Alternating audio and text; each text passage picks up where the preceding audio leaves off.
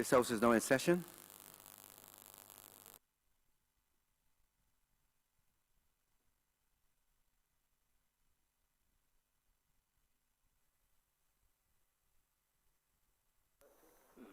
Mr. Deputy Speaker, recommittal of announcements by Your Honor the Deputy. Thank you. Members, I'm in receipt of a report of the Auditor General for the year 2018 and the financial statements of the Government of Barbados for the years 2017 to 2018. Recommittal government notices.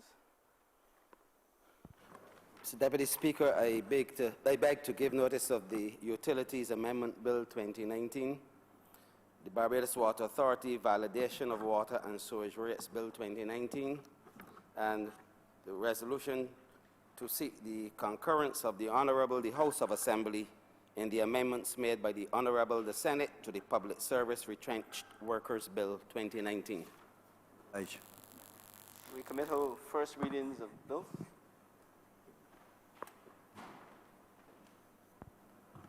Mr. Speaker, the order number 10 and order number 11. First reading. Sorry, I beg to move the first reading of the Utilities Amendment Bill 2019. Seconded, please. Seconded. Seconded. Seconded. Question is. Bill will be read this first time. Yes. All members in favor say aye. Those against say no. I think the ayes have it. And, Mr. Speaker, because of the very, very close connection, I beg to move the first reading of the Water Authority Validation of Water and Sewage Rates Bill 2019. Question is that this bill be read a second time. This bill. Question is this bill be read a first time. All members in favor say aye. Those against say no. I think the ayes have it.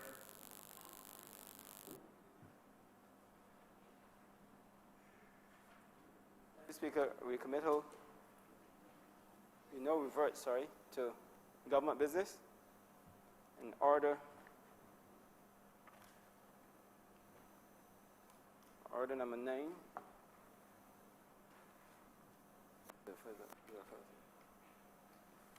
Water resources.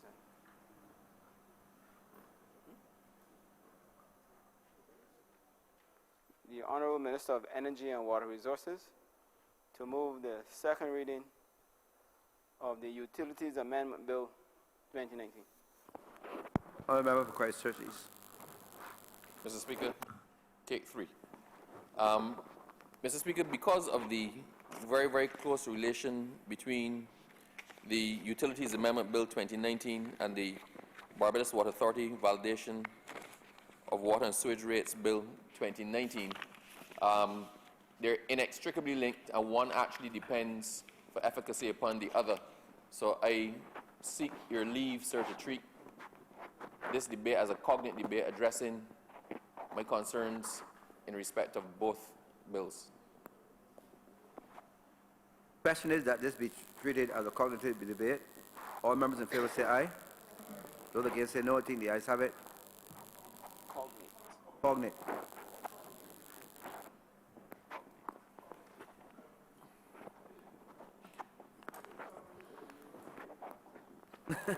Cognitive. Mr. Speaker, the 2 bills you have before you seek together to address and bring efficacy to the statements made by the Honourable Prime Minister in her 2019 Financial Statement of Budgetary Proposals, where she indicated that effective May 1st, 2019, the commercial rates for water will move from a fixed $4.66 per cubic meter for water of all levels to $4.66 per meter cube up to 40 cubic meters, and then to $7.78 for usage in excess of 40 cubic meters with a monthly cap of 12,000 cubic meters, after which the rate reverts to $4.66 per cubic meter. This, sir, is in relation to commercial rates. We, for a while, sir, have had a quite anomalous situation in Barbados where the rates for commercial water usage were less than the rates for domestic water usage. That has caused a number of issues with the Barbados Water Authority. We, sir, as you know, are having water issues in Barbados. It is not simply a matter of pumping. We're dealing with an aging infrastructure.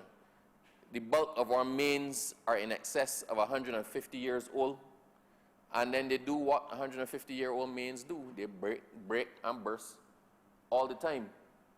The other thing, sir, is that we've been pushing as a country to be water smart. So it is not simply in the cost of the water, but we also have to look at how we use water. We've been pushing renewable energy in the energy sector. This government has a commitment to be 100% renewable energy and fossil fuel free by 2030. That's the government's energy policy. But, sir, we also recently in Cabinet would have passed the Water Zoning and Protection and Land Use Policy 2019, sir, addressing the water situation in Barbados and how we are looking at how we harvest water, how we catch water, how we zone our zones. Instead of zones 1 to 5, we have zones A to E. So we are looking holistically at both the energy sector and the water sector in Barbados. Sir, I think it is clear to everybody that the rain is not falling in the way that we expected to this year. We are in a drought situation. Barbados is going through serious constraints with respect to the water collection and also water storage. While we are trying to advocate for private people to start to conserve water, and we do every so often see these notices that you can't water your plants with a hose, you can't wash your car with a hose, you should be conserving water, and these notices come out. The reality is, apart from the penalty, which is seldom, if ever, enforced, there's nothing that commands the performance and the observance of water saving or water conservation practices in Barbados. This is especially so in the commercial sector. When you travel overseas, sir, it is standard in public buildings, in commercial enterprises, that you have water-saving devices. When you approach a tap, you hold your hand under the tap and the laser picks up your hand and it runs water for so long as your hand is under the tap and then it shuts off. Where you don't have that and you're more basic, which would actually be quite advanced for us, sir, you press a button, the water starts to run and you get 5 seconds of water to wash your hand or complete that action before the water shuts off. In Barbados, those are seldom seen, if seen at all. We recently, with the Water Authority, have been doing inspections of commercial properties. When we were dealing with the South Coast sewage issue, we looked at the whole use of water, the whole use of the sewage system, and we canvassed some of the commercial entities. And I asked a hotel proprietor, why do you not have water-saving devices in your hotel? And the person made a very simple point to me, because it is cheaper to pay for the water than it is to install the water-saving devices. Sir, if that is the position of the commercial sector, then there is no incentive at all for Barbadians to conserve water. The simple point, if we retrofit our commercial property, the cost of putting in the energy saving, the water saving faucets, and the water saving toilets is going to cost us more than if we just continue in the same old way.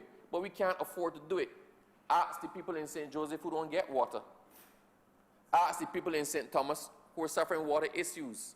Ask the people in St. Lucie who have issues with low pressure. The fact is, sir, for every gallon that we waste, that is a gallon that somebody else is not getting. And we have a situation in Barbados as well, where between 40 and 60% of the water that we use, or that we pump from the pumping stations, is unaccounted for. So if Bowmanston pumps out 100 gallons, what is actually accounted for at the meters and billed for and charged for is less than 40 gallons. So 60% of the water that we pump disappears either through leaks, illegal connections, but in any event, the Barbados Water Authority derives no revenue from it. That creates a lot of problems, sir.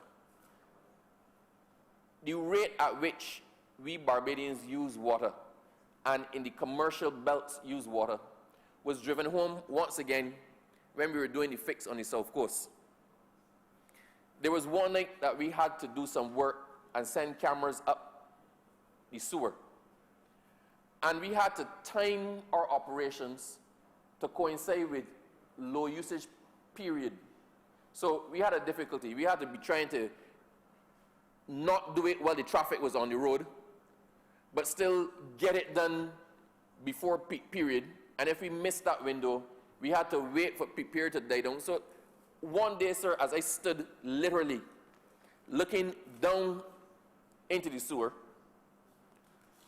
when we had just missed that window, and we watched between, let's say, 5:30 when people are getting home and 7 o'clock, the use of water, as evidenced by the simple rise in the sewer, was phenomenal. And then at about 11 o'clock, it just drops like this, right back down again. Because Barbadians use a lot of water. Every time you flush a toilet, a normal toilet,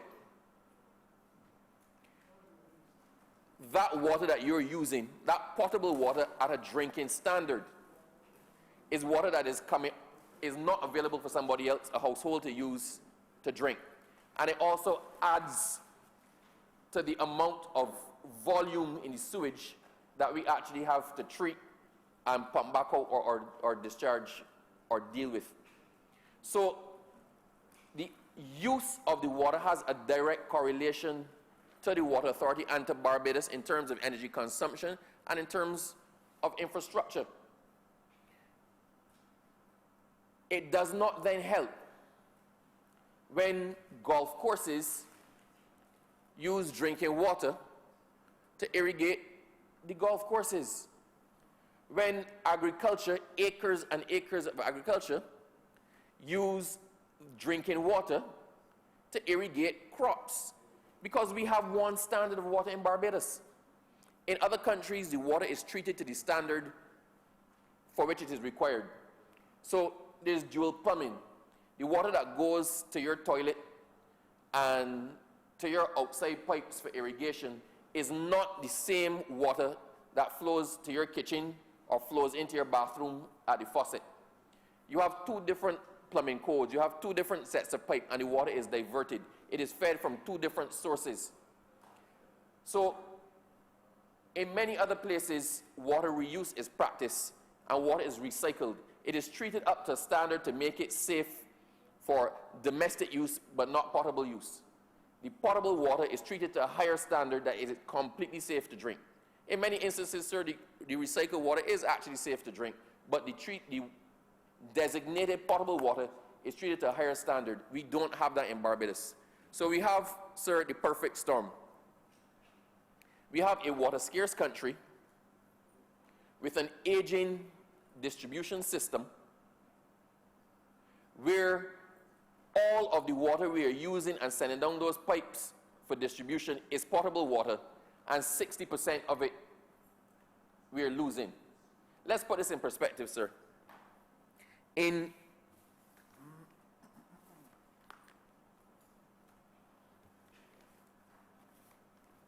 I can't find the paper right now, sir, but I'll probably have to pull this from memory. Actually, no, I have it right here.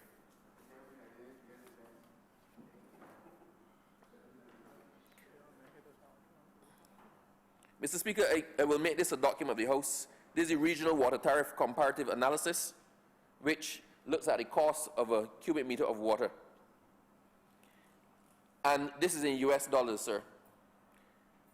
Bahamas, $5.50 per cubic meter is the cost of the water, US dollars. Bahamas, New Providence, $4.40. USVI, $6.18. In the Cayman, for commercial water, $4.38. In the Cayman, for public authorities, $3.96. In Antigua, $4.07. In Dominica, $2.98. In Jamaica, $2.88. In Barbados, this is the domestic rate. The domestic rate in Barbados is $2.33.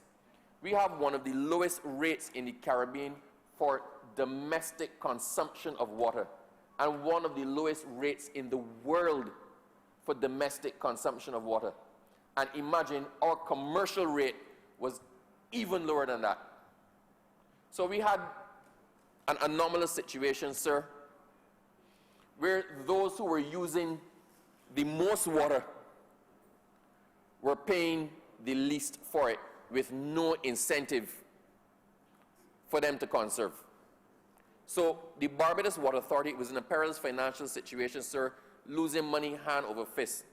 The arrears owed to the Barbados Water Authority, I think, stand in the vicinity of about $60 million. 60 million. Zero. $60 million, sir.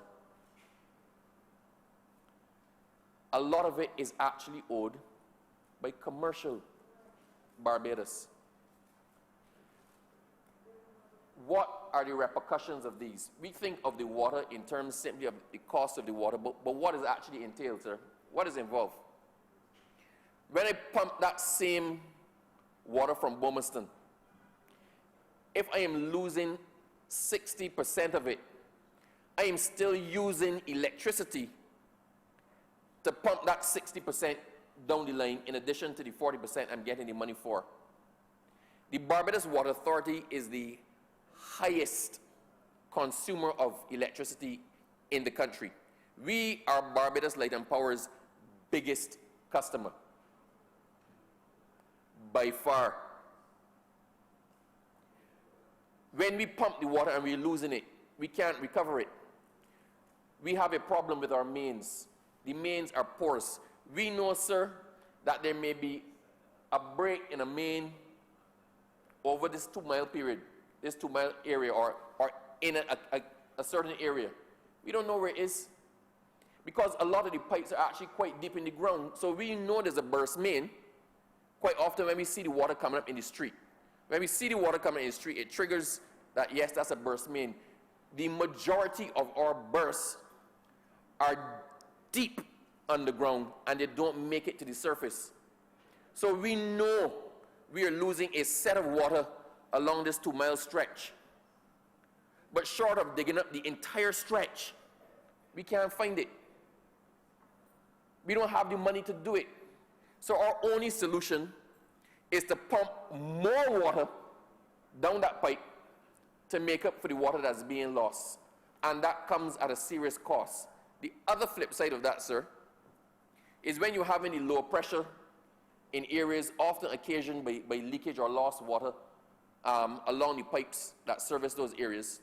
When you try to send more water down the pipe so it reaches those at the end of the line who complain of low water pressure, or who are saying that their water is not coming on at all, by simply increasing the pressure to reach the person at the end of the line, you cause more ruptures in the pipe.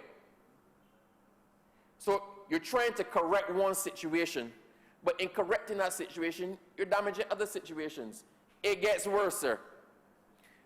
When we discover breaches or we lay mains, the act of laying the main and correcting the defects along that main mean that at the end of that fix is increased water pressure. So if the water was leaking out between me and you, sir, and I fix that, that means no water is leaking. So between me and you, there's no water leakage. So past you, the water pressure is higher than it was before. So simply by fixing the mains between myself and you, I am causing the mains beyond you to start to burst. That is what we are dealing with. Barbados has 2,500 kilometers of water mains. 2,500 kilometers of water mains. The estimate to relay those mains is over $1 million per kilometer. For us to achieve a complete relaying of all the mains in Barbados, which is what technically we aim to do over a period of time, you're looking at $2.5 billion at today's cost. But that's not all. We have aging reservoir infrastructure. A lot of our reservoirs are scheduled for upgrading and rebuilding. So we have to find the money to do that as well. Sir, we have an aging fleet of vehicles. We have to find the money to do that as well. We are not making it. The government has stopped its subvention and has taken the Barbados Water Authority off of its books. So the Barbados Water Authority now has to become self-sufficient. The GST exists there.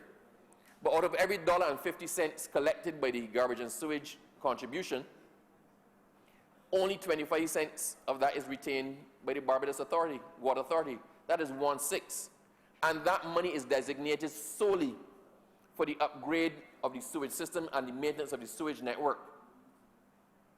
So we still have to find the money to keep delivering a safe, efficient, reliable source of water to Barbadians. That is our mandate.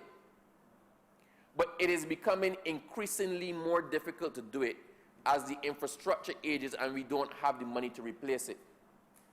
So the net result is we have no option. The money has to be raised from somewhere. We do not want to lay more burden on the average person in Barbados. That's not the intention of the government. We don't want to do it. So we're not trying to raise the water rates of the domestic consumer. So what we had to do, or what we felt it was necessary to do there, was to just correct the anomaly that existed with respect to the commercial water rates, bringing them in line with the domestic water rates.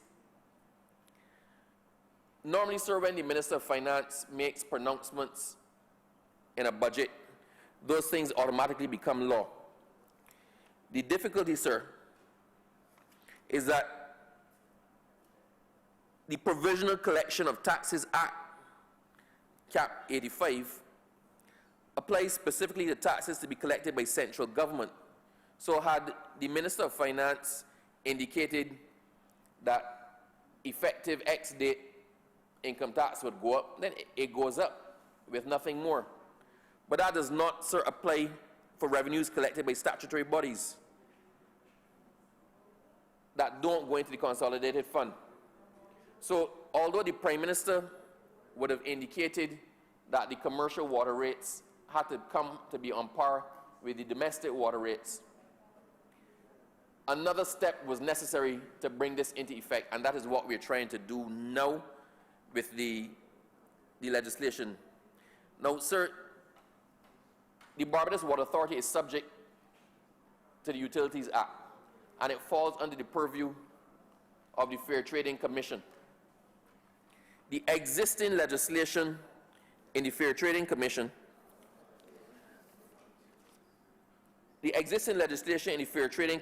provides that a service provider may apply to the Commission for the utility service that it supplies or any part of that utility service to be exempted from the application of any or all of the provisions of the Act.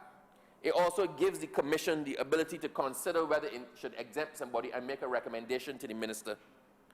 And it gives the Minister a discretion to exercise to award an exemption or allow an exemption where he is satisfied that the market for the utility service is effectively competitive.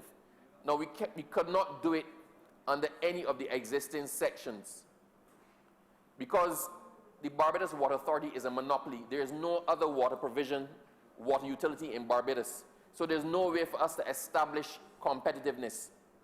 So the legislation as it stood now did not allow the minister to exercise his discretion to exempt the Water Authority from raising its rates except through the Fair Trading Commission. Why did we not go through the Fair Trading Commission? To go through the Fair Trading Commission, to get an increase in rates, you have to have the rate hearings and all those things. Now, those processes require that the audited financial statements of the utility that is seeking the exemption be up to date, be current. It is on the basis of those audited financial statements that utility would make its case, or the Fair Trading Commission would evaluate the case made by the utility. Sir, needless to say, the audited financial statements of the Barbados Water Authority are not current. They're not current by a couple of years. We are working hard to make them current, but you cannot overcome in 1 year, sir, that which took more than 10 years to do. The last decade. So it would have been ideal to ask for a rate increase, but through a rate hearing. But sir, that would then, if we attempted to trigger that process, we are then looking at 5 years down the line to get this done. So the intention was not to bypass the FTC. It is that because of the current financial situation and the state of the financial accounting of the Barbados Water Authority, it was impossible to go the route of a rate hearing at this point in time. So we then now had to amend the legislation in keeping with the spirit of the legislation. So we didn't change anything that was there. The minister already had a discretion if the service was competitive. Sir, realistically, if we are among the cheapest water in the Caribbean and among the cheapest water in the world, then we are competitive. It may be one water provider, but we are competitive. It is cheaper to fill up 10 bottles of water. The water that we buy in the supermarket, the bottled water that everybody likes to buy, that costs $2 and something cents. You could probably fill that from the tap 20 times for that same cost. If that is not competitive, sir, I don't know what is. But there's no provision for it because we are a monopoly. The Barbados Water Authority is a monopoly. So it was necessary to change the legislation to give the minister a discretion where it is in the public interest to be able to exempt a utility. And that is the simple amendment being made to the Utilities Act to do. It is as simple as that. There's no mystery. And the Barbados Water Authority has undertaken, it came before Cabinet, we've undertaken that when circumstances allow us to apply for a rate hearing and go through the proper process, we will do it. But we are confident that the current rate that we're seeking to apply to the commercial entities will be accepted by the Fair Trading Commission when it comes to that. But we are not pulling, I know there's some concern out there that the intention of the government was to pull the Water Authority entirely from under the purview of the Fair Trading Commission to allow the Water Authority to set its own rates and do what it wants to do. That is not the intention, sir. We're asking for an exemption in relation to this one part of it. The other things that the Fair Trading Commission governs or has oversight over will still apply. The Barbados Water Authority has to provide its service. If somebody has an issue with the service being provided vis-a-vis the cost of it, it can still apply to the Fair Trading Commission for consideration. So we have not pulled the utility out from under the Fair Trading Commission or from the oversight of the Fair Trading Commission. We've simply done what is necessary to correct the anomaly and bring the commercial water rates on par with the domestic water rates. What do we expect is going to happen from here, sir? Well, the revenue of the Barbados Water Authority, for one, is going to go up. We're going to collect some more revenue. We are now going to force commercial entities, sir, to institute water-saving devices and to take it seriously. It cannot be business as usual. We cannot allow the wastage of the water to continue. But we don't just want to preach this message to the commercial entities. Barbados, residential Barbados, John Public, the average man on the street needs to also start to practice smart water usage. We need to have water-saving devices in our home. The recently signed loan, sir, that was done at Bowmanston a couple of weeks ago, has as part of a revolving fund the capacity or the facility to promote water-saving devices and fund water-saving devices for residential consumers, especially the vulnerable. The Barbados Water Authority is also looking at the provision of water tanks and also helping to have some sort of revolving fund to allow people to put in water-saving devices and pay for them on your bill over a period of 2 or 3 years. So we're looking at all possible avenues to effect this. The water levels in the reservoirs are dropping. We are having serious issues with the levels in the reservoirs. The government has already contracted with Ionics. The previous government had contracted with Ionics to increase their supply from the desal plant in Spring Garden to augment the water supply for the areas that Ionics services. We negotiated that price down significantly, sir, and it is very likely that within the next 28 days or so, the Ionics plant is going to start to pump additional water, which should relieve some of those areas that are affected. It should provide some relief to Redmonds Village. It should provide some relief to Redmonds Village and other affected areas, sir, once that gets on stream, and that is very soon. Now, some people are asking, sir, why do we not just put desal plants at various spots around Barbados so that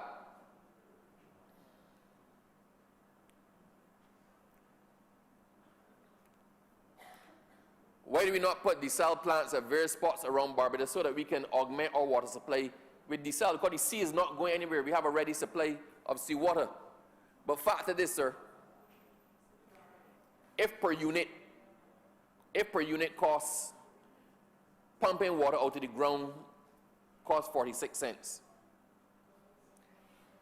Getting the same unit from brackish desalination, brackish is not complete salty, is not complete seawater, is a mixture of seawater and salt water. Slightly salty that it needs to be refined for potable use. So brackish salt water, brackish desal, where normal potable water pumped from the ground with 46 cents a unit, would be $1 per unit. Salt water desal, complete desalination from the sea, would then be $4 for the same unit. So for people who say to the government, just put in some more desal plants, is not as simple as that. If we put in more desal plants, the cost to you, the consumer, is going to go up, I'm not good with percentages, by about 10. It's going to be about 10 times more expensive to produce the water to send to you. So the government found itself in a position where we were looking at desal obligations that would have resulted in, I believe, if I get this right, Minister Strong can correct me, but we'll be looking at an additional liability to the government of Barbados by about $100 million a year. So had we put on stream the desal plants that were in line at the recommended contractual rates, the government of Barbados will be looking at paying $100 million more per year, more, not in total, $100 million more per year to supply water to people. And we're already complaining about the cost of water. We just couldn't afford it. We can't afford it. So we're looking at all of the water steps. We're looking at all of the possibilities and trying to get the rate mix that works for us. I just want to explain one other thing because people have been asking me about it, and my friend, Minister Phillips, asked me to explain this, sir.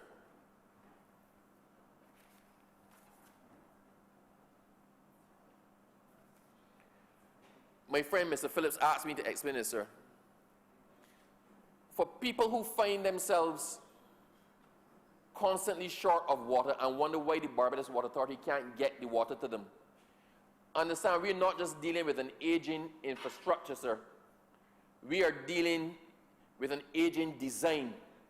So the infrastructure is 150 years old. So the design that informed that infrastructure is also more than a century old. So when the infrastructure and the pipeline was done, the amount of persons drawing from those mains was not the same. So you now have a main that might have serviced along its entire length 2,000 people.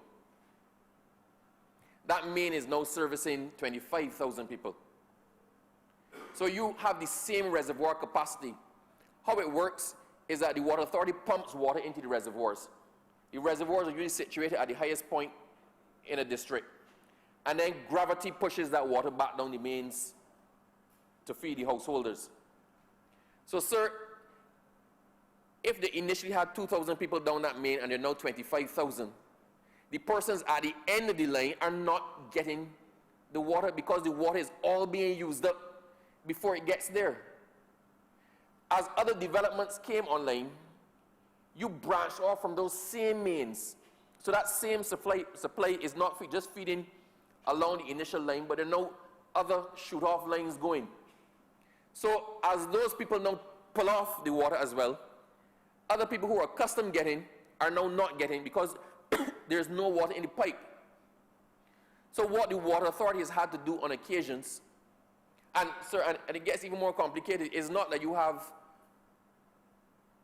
every reservoir with its own supply to it and from it. Sometimes you actually have to pump through past one reservoir to get to another and to get to another. So by the time you fill one reservoir, there's no water left to reach the second one.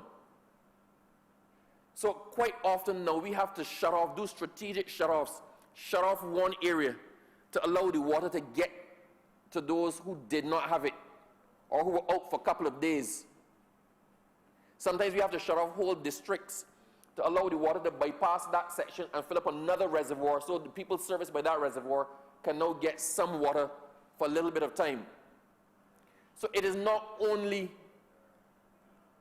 a water supply situation, it is an infrastructural and logistical situation. All of this that we're trying to correct, and all of this requires money, which is why we now have to raise it somewhere else.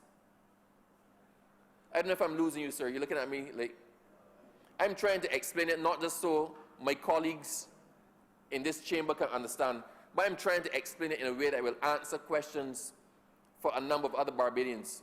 So, factor as well, sir, sometimes you get the low water supply. So when you're trying to reach, if you have a low water supply already, and you're trying to get to a reservoir that has not been serviced or filled for quite a while, you know, have to increase the pumping capacity to try to get to that point. Of course, as you increase the pumping capacity, what happens? The pipes start to burst. We then, sir, have another situation. I played like at the Globe yesterday. Everybody knows that the areas serviced by the main that runs by the Globe were out of water for a couple of days. And the Barbados Water Authority people, I would like to take my hat off to the men who were working tirelessly over the last 2 days to try to get this resolved.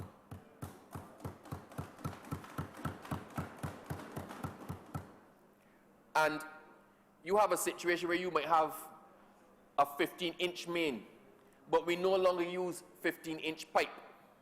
We now use 16-inch pipe. So you have to collifox things to try to join the 16-inch pipe to the 15-inch pipe, and then it is not necessarily in inches because we get pipe from the Chinese, we get the fittings from the Germans. So we have a situation, you have a hose, people have to bring a whole set of things down and try this and try that and try the next to get it to work. So after spending the whole night down there, we managed to find one coupling that joined one part of the pipe properly. We then had to rig up something for another part.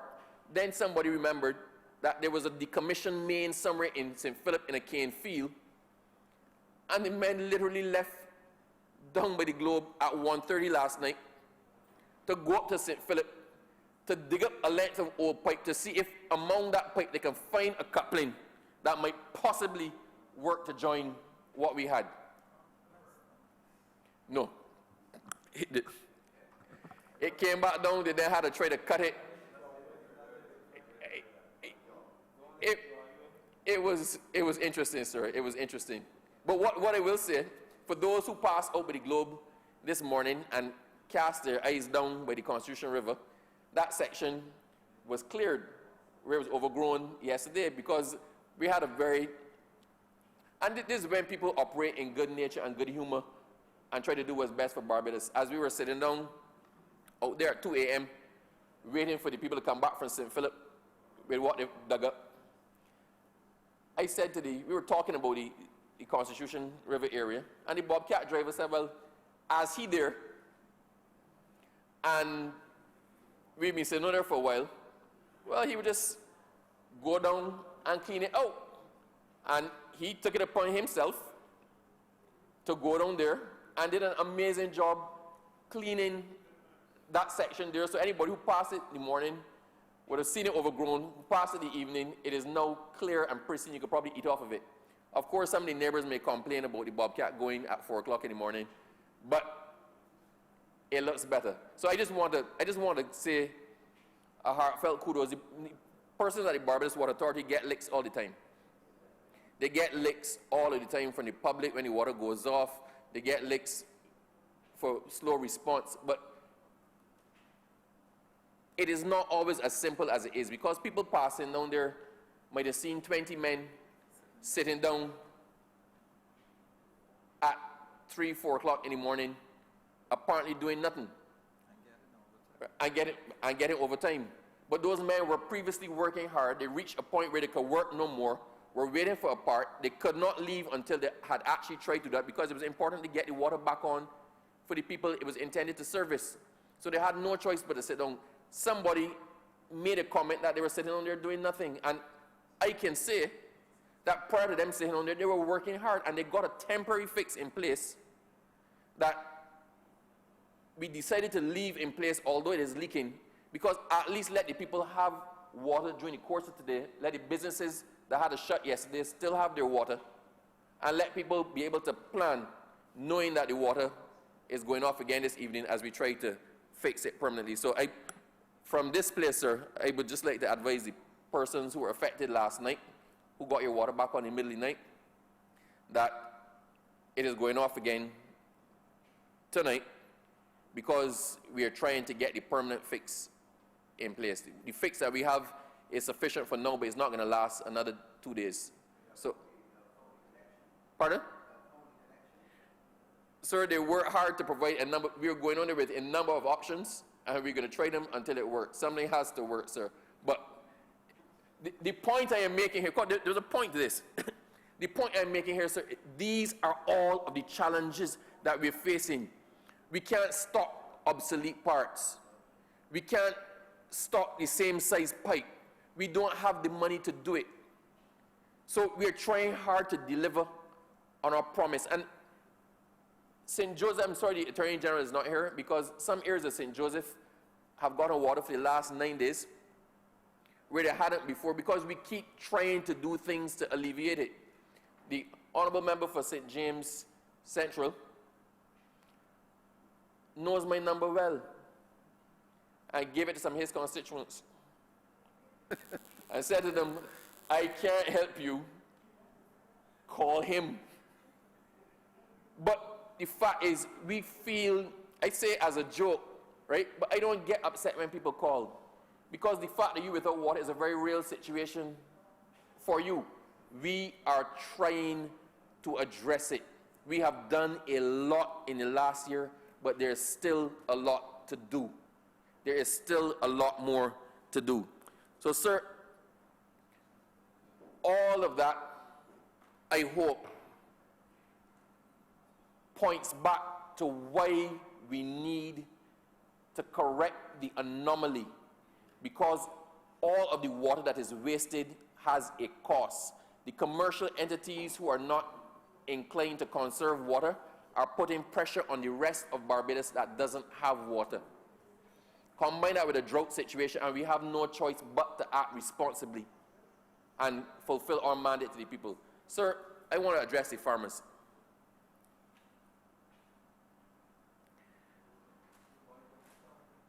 We are looking, sir, at capping at a cap, trying to figure out what is the appropriate cap for the GSC for commercial enterprises, which would also include farmers, because we know that the application of the GSC for people who are major water users, not the, what? So the garbage and sewage contribution, that was the levy onto the water bill, the thing that people think.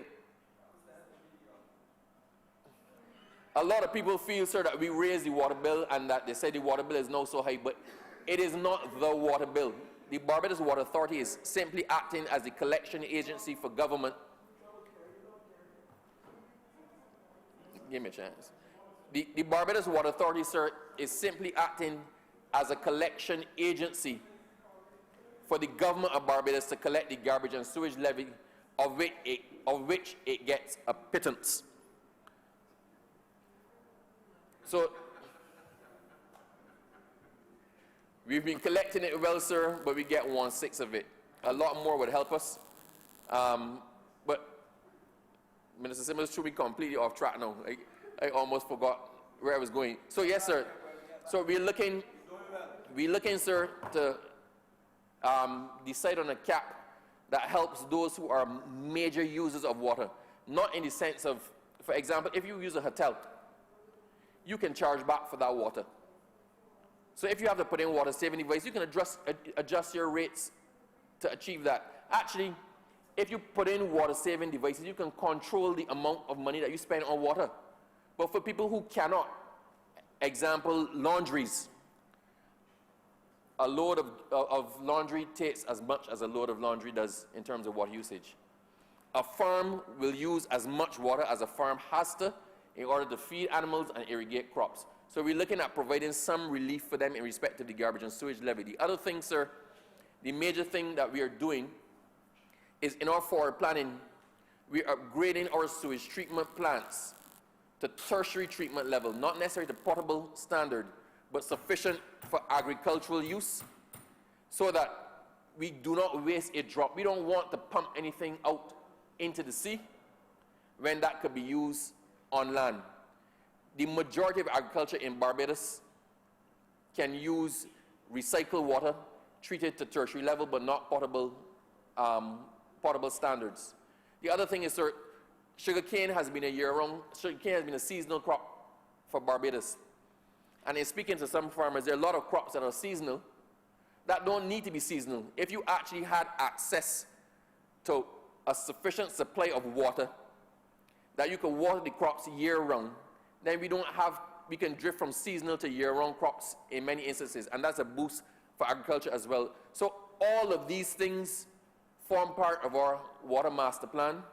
They form part of our water use policy. They form part of the land protection, the water protection and land use policy.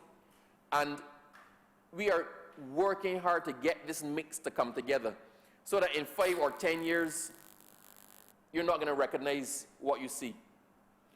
I want to assure the northern parishes, those affected, we are working day and night trying to resolve your issues. I had an interesting tour of St. Joseph, and after getting viewed soundly, after we explained exactly what was involved and why some of the outages occurred and why we could not simply flip a switch and get water to the parishes, and it wasn't that we're ignoring you, it is that your mains in particular are old and brittle, then people understood. So it pointed to the fact that a lot of it is a communication issue from our part. And that is why it took the time to explain now, because those that we visited in St. Joseph were grateful for the explanation. And somebody even bought me a drink, or 2 or 3 drinks, following I drank water from the tap, from the community tank. But the point is, it was appreciated. That's why I took the time to explain it in the detail that I did. So hopefully, anybody listening or the papers will carry it in a way that it gives people some explanation as to what we are doing and what we're doing to rectify, and also the import that we're putting on this entirely. Sir, I know the commercial enterprises are not going to be happy. Nobody wants an increase. Nobody wants an increase. But in many of the instances with the commercial entities, they can put measures in place to reduce their water consumption. And they've only not done it up to now because there has been no incentive to do it. Well, we have now provided the incentive to do it. Barbados needs to be water smart. We need to be water smart in our use. We need to conserve water. And it is not just for us. The conditions we're experiencing now, we project to become normal going forward. The rainfall is going to continue and continue to decrease as climate change affects us. So more and more people are going to have to put tanks in to start to harvest their own water, to use the water for non-potable means, or to have a supply of water available for flushing toilets. It is going to be a way of the future. The Barbados Water Authority is going to work with the public with their personal tanks program. They already do it when people come in. They will negotiate with you. They will set up a plan that works for you. But I think it has to be done in a lot more of a structured way and promote it as a viable option that we can provide tanks for you to ease the burden. Because a lot of people in St. Joseph who actually got tanks, personal tanks, don't even realize when the water is off. So it is a solution that is available there. We just need to make it affordable and accessible for all, and we are working on that like we are working on everything else. So, Mr. Speaker, I spoke a lot longer than I had actually intended to do, but that was because as I spoke about things and I saw quizzical looks from people, I expanded on those. I'm seeing a quizzical look from the Honourable Member for St. James Central now, so I'm thinking he wants me to explain everything all over again. No, he says no. He says no. So, Mr. Speaker, it is, I'll again specify what the rates are. The current domestic rate is $4.66 per cubic meter. So what is now going to obtain is it going to be $4.66 per cubic meter, up to 40 cubic meters.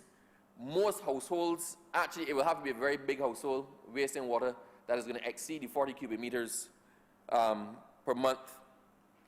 Then it's going to jump, once you exceed the 40 cubic meters, it's going to go to $7.78 up to 12,000 cubic meters. That now captures the majority of the commercial. But for those who are excessively dependent on water, that you simply cannot bring your water use down below the 12,000 cubic meters per month. Once you pass that point, the rate is going to drop back down to the $4.66. So really and truly, the increased rate is going to affect those who use in excess of 40 cubic meters and less than 12,000 cubic meters. And that is simply meant to create an anomaly, bring some balance back, and stop the Water Authority robbing itself of revenue, and also to remind people that water has a cost. Barbadians need to understand that water has a cost. The commercial sector of Barbados needs to understand water has a cost, and where you can take steps of your own to mitigate your water use, you're obliged to do it, not just to save your bank account, but also for the other person who, when you use that gallon, they don't get it at the end of the pipe. Mr. Speaker, with those few words, I beg to move that both bills be read a second time. I beg to move, sir, that the Utilities Amendment, Utilities Act Amendment Bill 2019 be read a second time. I don't get applause. Member for Christchurch East, sir.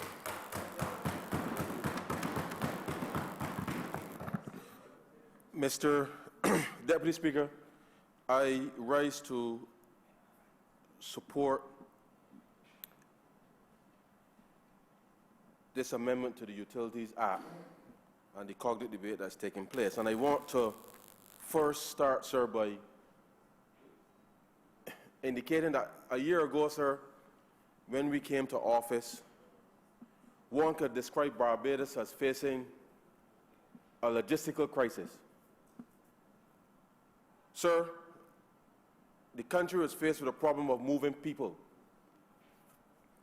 The country is faced with a problem, sir, of moving garbage. Sir, the country was faced with a problem with moving sewage. And the country, sir, was facing a problem with moving water. And, sir, for the first, we identified, sir, certainly within our manifesto, all of these areas as mission critical to be able to respond to.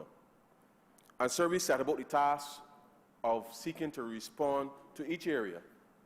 And certainly, sir, with a clear understanding that any response, sir, required dedicated resources to be able to solve those problems. But sir, I want to say to the country, through you, sir, and certainly to commend the Honourable Member for Christchurch East.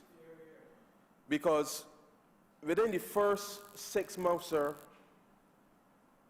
we saw what leadership looked like with respect to seeking to address a very, very, very, very serious problem as it relates to sewage. And it demonstrated, sir, and I think inadvertently through his presentation, he signaled to the country, sir, that this government, recognizing the challenges that we are faced with, socially, financially, economically, sir, that we are prepared, sir, to try anything within the law to make sure that we get to the root, sir, of solving the many problems that this country faces. And I think, sir, that the public, having seen the Honourable Member lead what seemed prior to May 24th, sir, an insurmountable problem, because we were led to believe, sir, that there were no options for solving the problem on the South Coast. Now, sir, we have not solved the problem permanently, as the Honourable Member has said, and we are in the process of dealing with the finances, sir, to deal with the long-term problem. But, sir, I want to say that the Honourable Member for Christchurch East provided the leadership, sir, and the inspiration for the very same persons at the Water Authority, sir, so that they can feel proud tonight, sir, that they have solved a problem which, for all of Barbados, sir, all of Barbados represented a significant threat, not just to the water quality in Barbados, but certainly, sir, to the very nature and operation of this economy. And had we not, sir, dealt decisively with dealing with that, with one logistical problem as it relates to the sewage, sir, that the public of Barbados now, as we recognize that the Honourable Minister has turned his focus to dealing with our ability, sir, to distribute water across this country, that under his leadership, sir, and certainly with the support of the government, sir, that we will find the solution for dealing with this water crisis. Now, sir, I can say to you that having attended the briefing last week, I was quite alarmed to hear that the estimate for replacing water mains was $2.5 billion, because it it made the hairs at the back of my neck, sir, stand up, because because it said to me, sir, that after 10 years of literally, sir, no attention, and you saw the same with the sewage plant. You see the same with the water distribution network. You see the same with the garbage fleet, sir. You see the same with the transport board fleet. That the things, sir, that this country has to face is simply because of the lack of leadership, sir, in the last administration. Because we, whether we like it or not, we have to solve these problems. Now, I don't know where Barbados is going to find $2.5 billion to replace water mains. And so, the reality is, sir, is that whatever the final solution with respect to solving this water problem, it means that all of Barbados, sir, must come on board to be able to help solve this problem.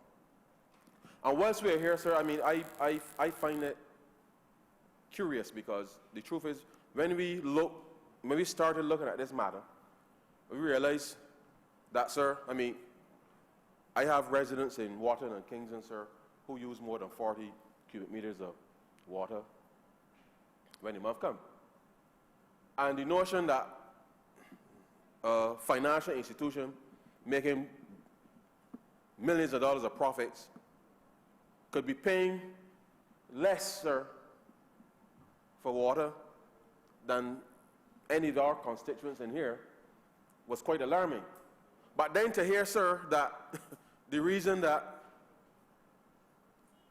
commercial entities would not choose to institute water-saving devices because it costed more to do the work, which will help, sir, allow for water to reach, given the age infrastructure, to reach more people, is of concern. But, sir, I must say, though, to Barbadians, that as the government, and certainly as we have sought, on the one hand, to make sure that we get more efficient with respect to the collection of our revenues, I want to say to Barbadians, sir, that water is a human right. And the notion that we can simply, sir, steal it and don't pay for it, sir, is a problem. Because the cost, sir, the cost, and I'm not suggesting that it only relates to commercial entities, but the cost of delivering water to businesses, the cost of delivering water into the homes of every Barbadian, sir, must be borne by everybody. And we cannot tolerate a situation, sir, where persons are illegally accessing water. Because what that does, sir, it deprives the Water Authority of the monies that it requires to be able to help maintain the network infrastructure to deliver water efficiently in this country. But, sir, equally, it means that as citizens, sir, we must now become much acutely aware that with climate change, sir, here today, this is not something that we are theorizing about. The data is there. We are all seeing it. As a matter of fact, sir, I saw something circulating today suggesting that it was 36 degrees at some point, I think yesterday or today.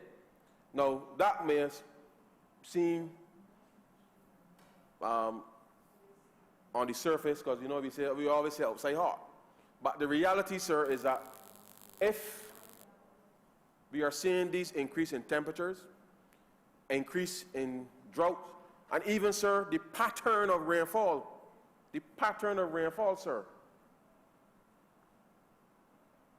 has shifted significantly to the point where crops, and certainly sugar, sir, as you know, given your relationship with agriculture, sir, in your neck of the woods, that the yield, sir, from the sugar crop is affected by not just how much rain you get, but when you get the rain. Yes, it's affecting them. And so all of these are things now, sir, that we as a country must be mindful of. But we, in this Barbados Labour Party, sir, we are committed, sir, to providing the kind of leadership and the options for Barbadians to be able to access water. But more generally, sir, to make sure that we devise solutions that address the basic needs of Barbadians, and certainly, sir, water is fundamental to that. And the reason, sir, that the Ministry of Finance, sir, Economic Affairs and Investment, and this government, sir, has a vested interest in bringing to the public, sir, options for how we are going to resolve this problem. Because there's nothing that can happen in Barbados, sir. Nothing that can happen in Barbados unless citizens and visitors, sir, have access to water. And therefore, we cannot isolate ourselves, sir, from being a part of the solution. And to the extent that this economy, to the extent that this society, sir, given we are under the Barbados Economic Recovery and Transformation Program, when we received the information, sir, about the issues relating to the delivery of water, sir, the Prime Minister certainly took note and set about, sir, in consultation with the public sector, but also, sir, the range of private sector entities that are involved in the production or supply of water, sir, to determine how Barbados was going to respond to this very serious problem. Because we can plan and project and do all we want, sir, but if there is no water in Barbados, sir, we have a problem. And certainly the cost that the country now has to, the cost that has to be covered, that the country must be able to address, we must now determine, sir, how we are, first of all, what are the sources of water,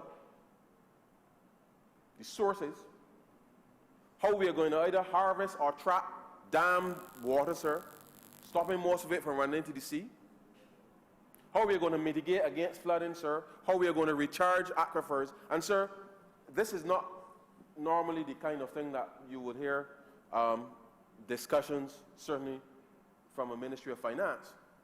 But the reality is, sir, an economy needs water. And this Barbados Labour Party government, sir, we have started the process in determining how we are going to address not just where we get water from, but how we move water, sir, around the country. And that the reality, sir, is whilst we have a mission to provide the basis for sound economic activity, the livelihoods, sir, the livelihoods, and just the mere lifestyle of all Barbadians, and certainly the Minister of Tourism will be quite interested, and anybody who cares about Barbados, because we, sir, have to respond to this very serious problem. And we do not pretend today to have the total solution in place right now. But we have to start, sir, in determining how we are going to chart a path to be able to make sure that we can, one, identify what are those credible sources of water. And I know that the Minister for Energy and Water Resources over the coming weeks and months will be engaging the public more on these issues.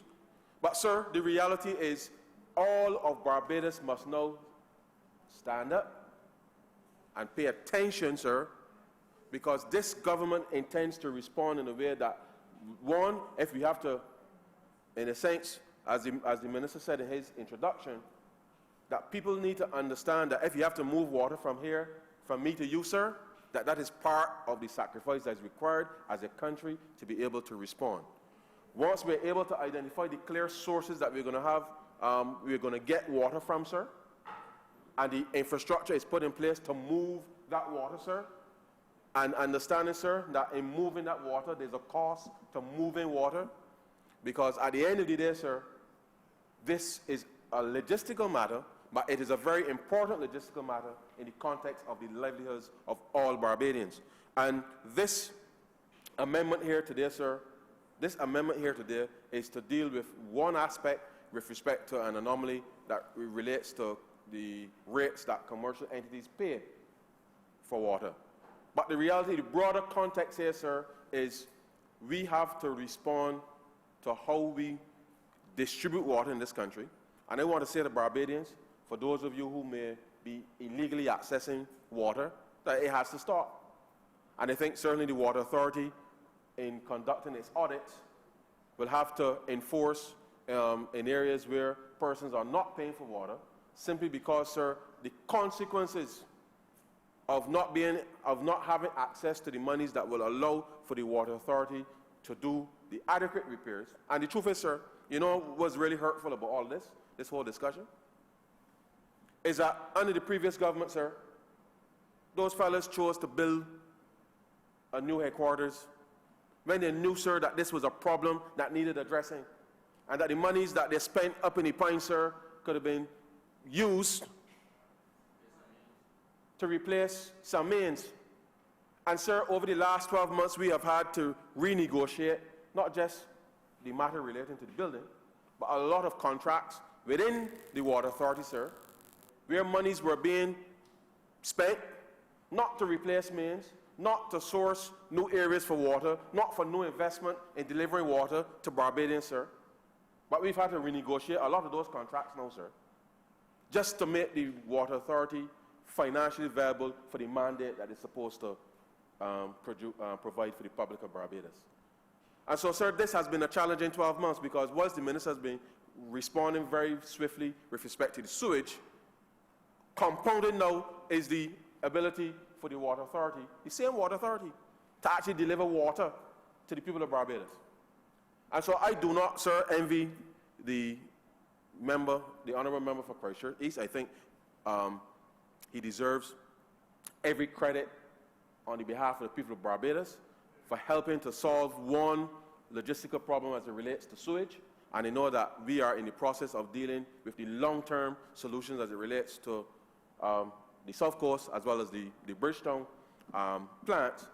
But, sir, the public of Barbados, and I know that a lot is said about politicians, but I think the honourable member, sir, certainly in the last year has demonstrated to the public of Barbados that this government, sir, when we say that we are committed to solving a problem, that we are going to go all out, sir, all out to make sure that those problems are solved. Now, sir,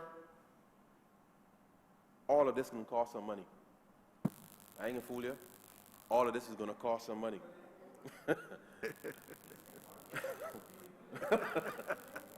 All of this is going to... You say you're not fooling All us. of this is going to cost some...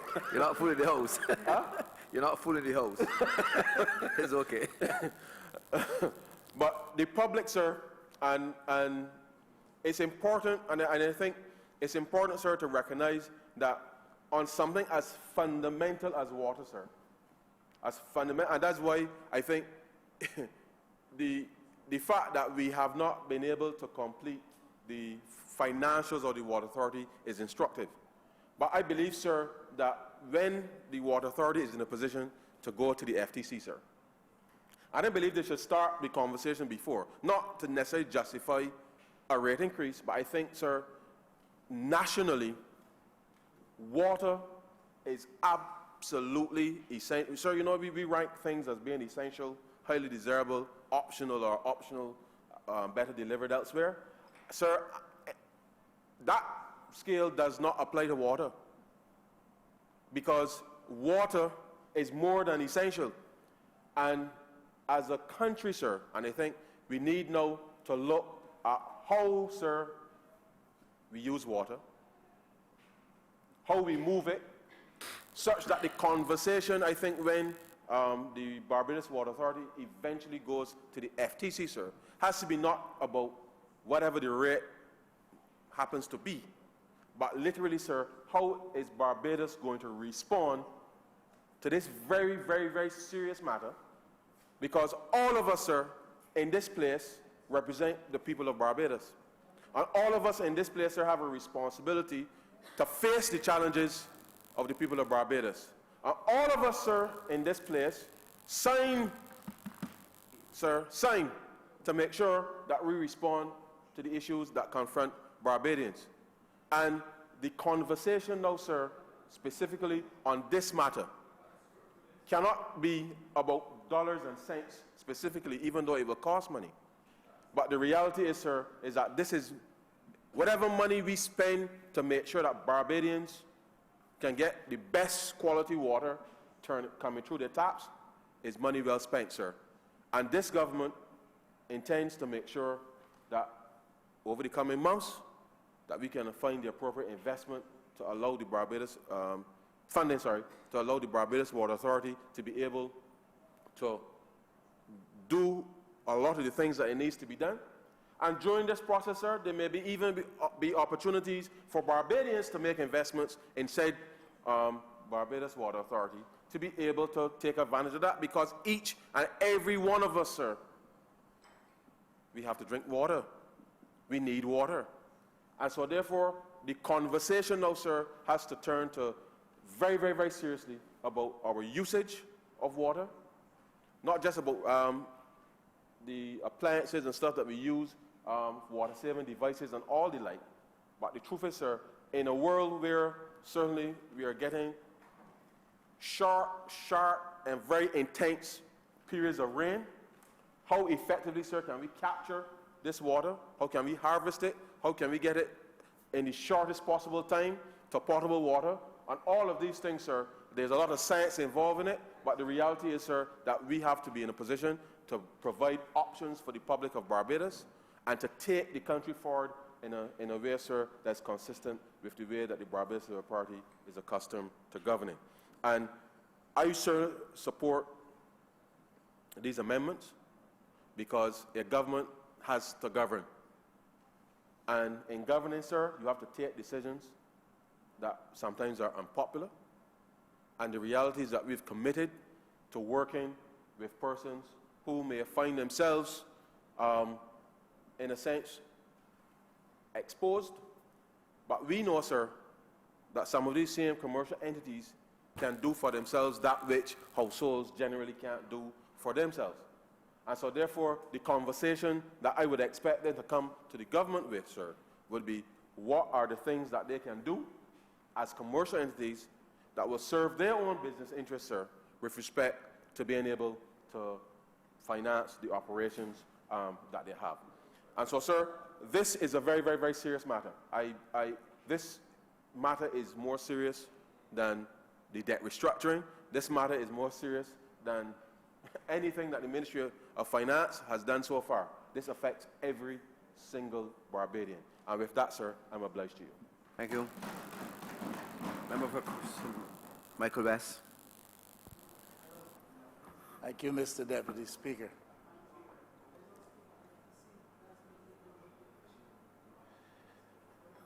I think it is to be lamented, but I really don't think that it is or was intended to come from the lips of the Honourable Member for Christchurch, East Central,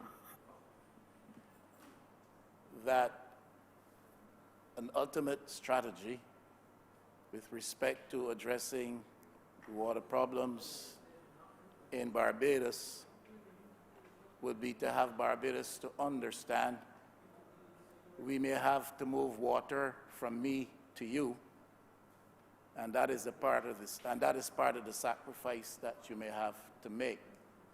I would encourage the Honourable Member to elaborate on that. In the total context of the speech of which he delivered himself, he is suggesting very clearly, and rightly so, water is essential and more than essential, and it is vital to all of us.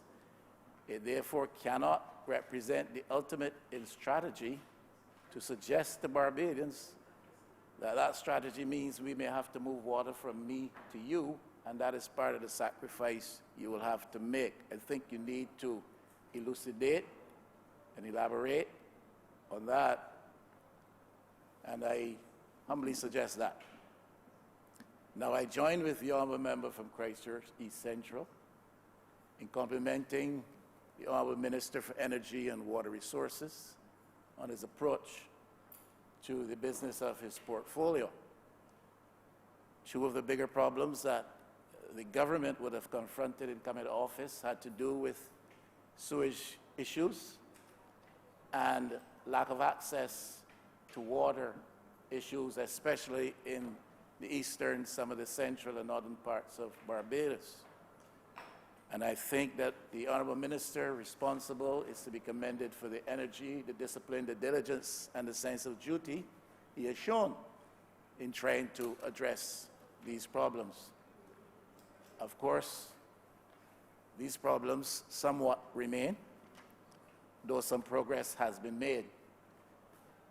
And in having said that, we cannot at all feel comfortable this afternoon to have heard the presentations from either the Honourable Member of Christchurch East Central or the Honourable Minister himself with respect to the water woes in Barbados. This is not a critique. This is not to lay blame.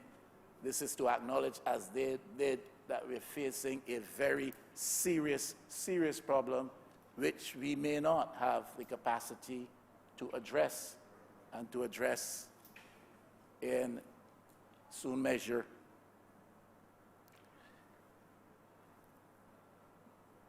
When we spoke of changing water rates in this chamber not too long ago, I will express the view, as would be expected, increasing water rates to the business sector implies for other target groups beyond the business sector increased costs.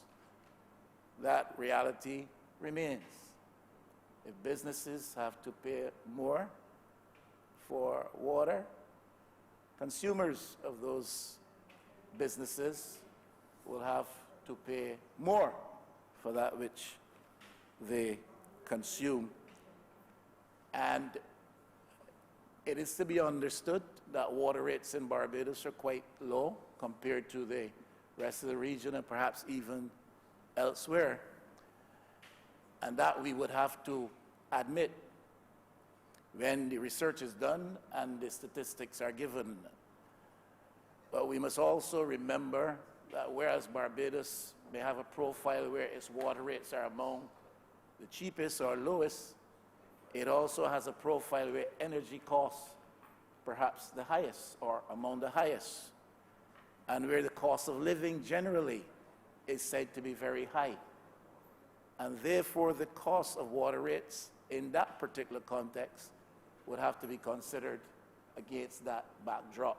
You cannot simply say the water rates are low compared to several others, and therefore there is justification for raising the water rates. You have also to remember that there are other costs that residents and visitors and consumers have to bear, and that those costs, when compared to other places, are significantly higher. So the total context has to be taken into consideration. Any increase, therefore, in water rates is adding to that general situation of high cost of living across Barbados. I would invite the Honourable Minister, if he's in a position so to do, to say to this House and to the rest of us as to what the debt position with respect to the Barbados Water Authority is at this time, if he's in a position so to inform. We have issues with debt around desalination plants. We have issues with debt around the matter of a headquarters building, which has been mentioned in this very debate.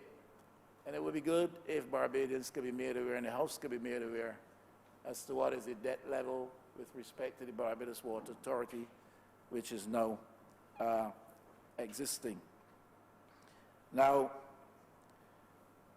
the Honourable Minister suggested that 60% of our water resources are being lost to leakage. I thought it was about 50, but between 40 and 60, and I will be guided by him in that. And that's a significant amount of water being lost. My question that I had noted here even before he spoke had to do with what are the measures being employed to address the issue of leakages in the system.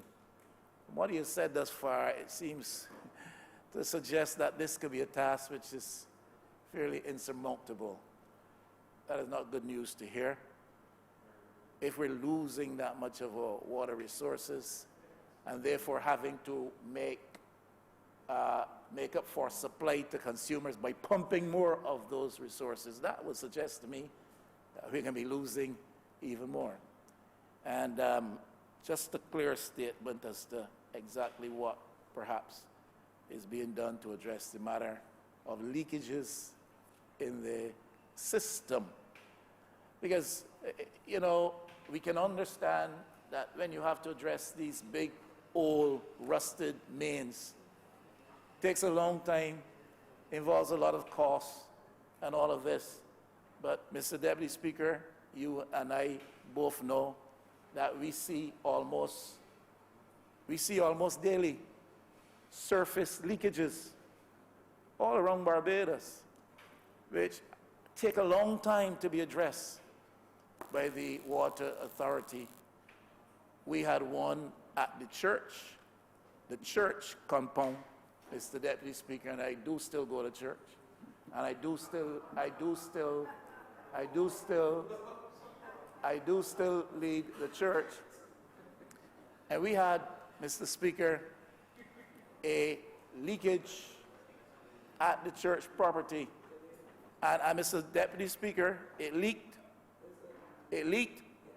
on the Barbados Water Authority side of the meter. And it leaked on the church side of the meter. And I will not identify the villain who damaged it, because he's known to all of us. And 4 weeks, Mr. Deputy Speaker, almost 2 months perhaps, and not addressed, despite repeated calls. Now, this is not an underground leak. It's not an underground leak. Not coming out. This is a surface leak. But yet we take all of this time to address it. I don't say that to attack the staff of the Barbados Water Authority. That's not the point I'm making, because I do agree with the minister. I saw the operations, maybe not from as close up and as immediate as the Honourable Minister did, but I saw the operations here off the globe roundabout in recent days. And it would seem to me that people were going beyond perhaps the call of duty to address what seemed to be a major problem. So I'm not attacking the staff of the Water Authority whatsoever. I'm simply saying, if there's not much we can do from time to time, we don't need to know who the villain. To make a north? I did not identify the villain who broke the pipe. So you're looking at him. Mr. Deputy Speaker, all I would say that he's known to us here, and all I would further say is that there are those here who come to me to talk to me at the church precincts because perhaps they prefer not to talk to me here. And enough said. Enough said. Yes, Mr. Deputy Speaker. So we can't address that major matter of those old, big, rusting, aging issues without much cost. But those surface problems that can easily be addressed need to be addressed. I've seen them all over the place. And you've seen them too, Mr. Deputy Speaker. And I think that is something that we have to look at. But tell us what is being done as clearly as you can to address the matter of leakages in the system, either whether it's on the surface or below. Now, in 2009, I think we had a 60% increase in water rates. The Democratic Labour Party administration at the time thought it necessary to do that, and they justified that by saying they wanted to make efforts to force Barbadians to conserve water. Now that carried up the cost of water. What we're doing therefore now, in these impositions of the budget, what we're formalizing here today will constitute some added increase. Now, the Honourable Minister addressed this, and I appreciate it, because there's a view out there that the implementation, the imposition of this garbage and sewage contribution in the way it was introduced in the stipulations of the Honourable Minister of Finance during the budgetary proposals, etc., was a means of getting around the authority and position of the Fair Trading Commission. Now, the Honourable Minister, in private conversation with me, explained in detail the situation against which the government finds itself in this rather awkward situation.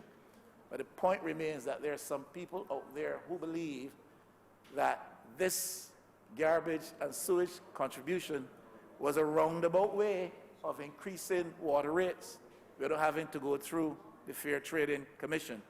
I think government has to make it clear beyond what was presented here today that this is not the case, because there are many people out there who believe that.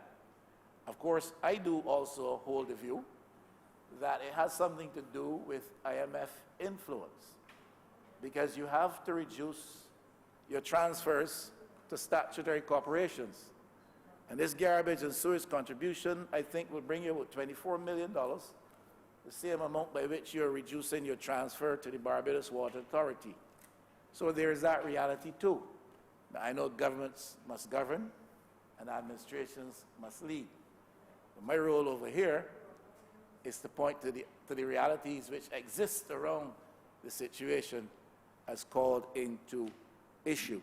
And so the $24 million expected to be derived in revenue from this contribution and this imposition will save the government having to transfer that $24 million to the Barbados Water Authority, which helps you to present a better position in terms of meeting the IMF agreement and arrangements, Mr. Deputy Speaker.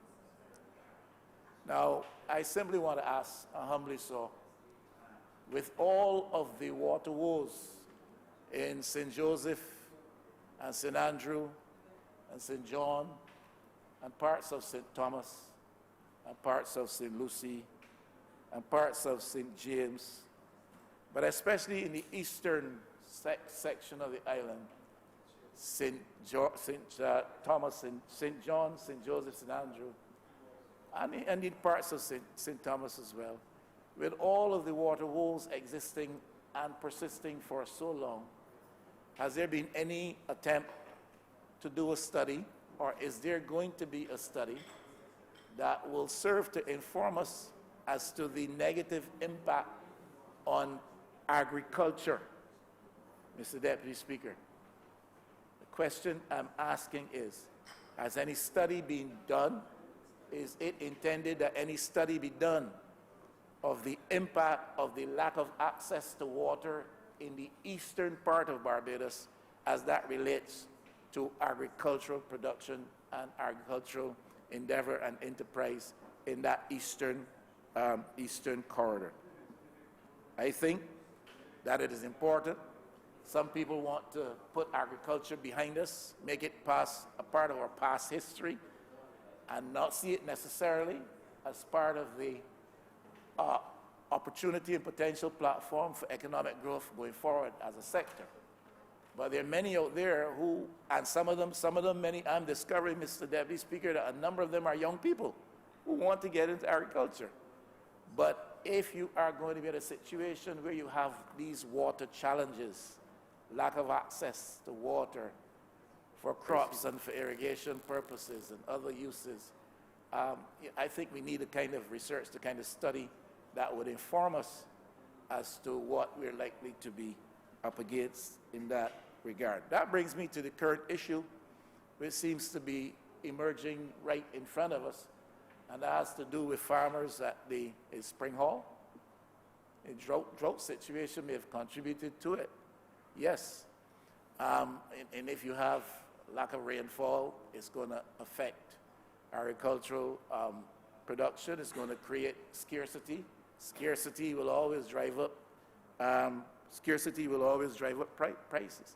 So lack of water is a major problem. But it seems to me, and I don't have all the facts, I just raise it here, and that the Honourable Minister of Agriculture will, I suppose, pay some attention to that. The Honourable Minister responsible for energy and water resources may have some interest. But what I hear, the cry I hear, it seems to be emanating from the bosoms of those who work in agriculture. And the lack of water, scarcity of water, compounded by a drought situation, has impacted the business of agriculture production which creates scarcity, drives up the price. Once the price goes up, demand falls off, and that is the situation. And when demand falls off because prices gone up, items have been scarce, then those who are on the front line earning their living from this are facing a situation where they don't have the capacity perhaps to pay their dues, to pay their bills, to pay their debts. Now, I do not know that that case has been established, but I know that that is a complaint that I am hearing. And therefore, people want to know how in the face of drought situation, how in the face of lack of access to water because of leakages in the system and stuff like that, distribution challenges, we can't sell produce, we can't earn revenue, we are facing other increases in the cost of living and survival. How come you then want to crucify us in a situation like that by raising the threat of eviction? Are you with me, Mr. Deputy Speaker? All I'm saying that seems to be a concern out there that is emanating from the bosom of people who are involved in farming. There's drought, there's lack of water because of distribution problems, demand goes down because prices have gone up, revenue falls off, cost of living increases in other areas of livelihood and life in Barbados. We can't pay. Why are we being threatened with eviction and penalties? Now, I heard the Honourable member for, well, I'm not quite sure which of the two, Mr. Speaker, but one of them referred to the fact that there were big businesses in this country, I think it's the Honourable Minister, big businesses in this country not paying their dues. They're getting away with it, and that is to be lamented. But you got a small people, and then the BA, DMC going to tell them that unless you pay it up, that's the end of you. Apply some penalties. Just saying in the situation, we need to hear clearly a statement from that entity or from the Minister of Agriculture, because this is an emerging issue down in the northern and eastern parts of Barbados. Mr. Deputy Speaker, I thank you. Member for St. George South. Thank you, Mr. Speaker. Mr. Speaker, I rise to support these two bills before the House. The bill to amend, the Utilities Act Cap 289, and the bill which will validate the adjustment in water and sewage rate levied and collected by the Barbados Water Authority from the first day of May 2019, as articulated in the Prime Minister's budgetary proposal. Mr. Speaker, before the member for Christchurch West leaves, I would like to address St. Michael West, sorry, leaves. Well, you can't comment. This you can't Lord comment. Chamber. Before he leaves, Mr. You can't Speaker, comment. before he leaves, Well, you cannot comment on the members sorry, Mr. moving Speaker. or leaving the floor. Just continue. Just speak. Yeah. Mr. Speaker, what I wish to do Yes. is to answer one of the questions, Mr. Deputy Speaker, one of the questions raised by the Honourable member for St. Michael West. And it relates to what we are about to do or what we have started the journey in terms of agriculture and the use of water. And Mr. Deputy Speaker, it is articulated in our manifesto. And indeed, before I compliment the good member for Christchurch East, I want to compliment the good member for Christchurch, for St. Philip South, who indeed has recognized the need to incentivize farmers. I'll repeat, the need to incentivize farmers as it relates to the use of technology. And what the use of technology does is to lower water consumption as it relates to farming. And Mr. Deputy Speaker, you know, I changed my approach to my presentation as a result of the last comment, because the Honourable member for St. Michael West, he gets in here and he makes certain statements that would make people believe that this government is not doing anything about the key areas: water usage, water distribution, dealing with the issues of fixing burst mains, and indeed, this alone has been articulated in the manifesto, and we have began that journey of addressing the use of technology as it relates to agriculture with a view to reduce water consumption You're fine. in that key industry. And, you know, I like that honorable member, and I don't want to say anything to really disturb him again, but again, he's signatory to this document on page 39, and I will continue to repeat, and I walk with my manifesto, because I believe that persons out there listening must understand that this government has a strategy for agriculture, just like I will articulate our strategy for water. Sorry, Mr. Speaker. Deputy Speaker. On the point of order? Deputy Speaker, I suffer some of these comments quietly. You're raising a point of order? Yeah, he's the honorable misleading the House. I would, yeah, he signed it. We will talk about that in more detail one of these days. Repeatedly, Mr. Deputy Speaker, it has been said, and we will talk about that one of these days. But just to say today, I would invite the honorable member for St. George South to show me where in that document signed by him it says that this administration planned to increase water rates by $1.50 per day on the people of Barbados. Is that point of order? On what you raise on a point of order?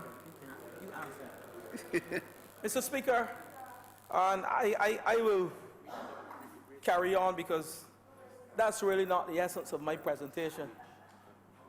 The essence of my presentation is more deeper and more fundamental and philosophical as to where we are going as a government and what we have done as a government for the past year as it relates to utility regulation and as it relates to water usage and consumption and the whole Ministry of Energy and Water Resource Management. So I will close the manifesto and I will speak now to water. Mr. Deputy Speaker, this debate is indeed a fundamental debate to where we, as a government, where we see or where we want to take this country as it relates to water and some of the challenges that we have relate to water. And I heard the member for Christchurch East Central, he alluded to it because he understands from a financial perspective, another perspective too. But only this week I sent roughly about 4 pictures to the member for Christchurch East. And indeed, those were pictures of water woes in St. George South. And I heard him speaking about water woes in St. Joseph. And indeed, yes, we have water woes in rural Barbados, challenges. And these challenges, we ain't just come in, these challenges appear. These challenges were there for many years.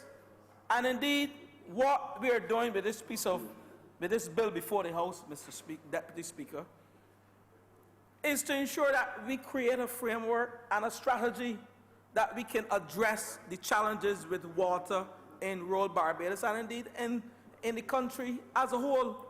So the whole project of increasing the water rates so that we bring some level of equity between the commercial and the residential is indeed critical for us because we recognize everybody we're paying $4.66 per cubic meter.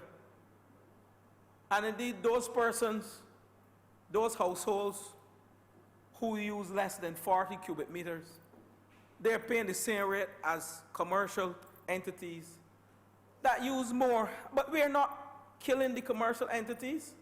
But what we are doing fundamentally as well is to cushion, we are cushioning those poor people. We are not increasing their rates. We are demonstrating again that the burden must be shared in this country. Correct. And I start there because the commercial entities, they have the wherewithal to indeed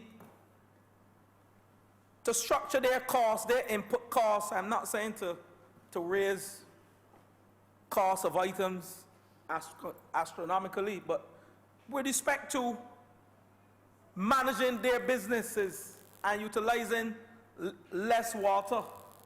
Because you recognize that when you go past, I think it's 20,000 cubic meters, Mr. Minister, the rate goes back down to $4.66 per cubic meter.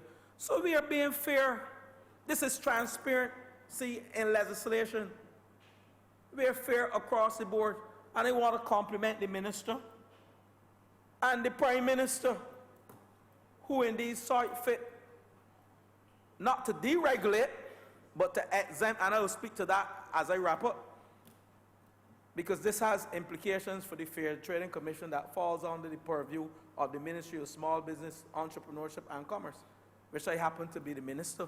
So it would be remiss of me not to engage in this debate, because I know people are out there watching and talking about obsolescence of the regulator, and I will speak to that. So, Mr. Speaker, it is indeed grateful and indeed forward-thinking and strategic for us to deal with this anomaly at this stage. It's an irregularity that existed way back then. And for us to address it now speaks to a government that has the interests of all sectors at heart. Not only water, but agriculture, our people, our poor people, our business sector. And indeed, we give you the option. Once you use more than 20,000 cubic meters, you can return to the value of $4.66. 12,000. 12,000, sorry, I keep saying 20, I don't know why. 12,000. Once you use more than 12,000 cubic meters of water, you return to the $4.66 per cubic meter. So those commercial entities that use a lot of water, and I know a few of them, but I won't call, they are entities that have contributed to economic development in this country. They employ people, and we are not being unfair. We are not being unfair. Now, Mr. Speaker, the member for Christchurch East, and I want to pat him on his back. Up to the night before I saw him, or last night it was, member for Christchurch East. He was out there in the Huskins, dealing with water wars until 4 o'clock in the morning as a minister. That's right. Prior to 2018, May 2018, end of May 2018, you heard of that? Not at all. You heard of any minister in the Huskins sending pictures to his colleagues and asking for advice and saying, this is what I am doing. Do you have any advice for me? This is a team. There's a team that has engaged the stakeholders in this country.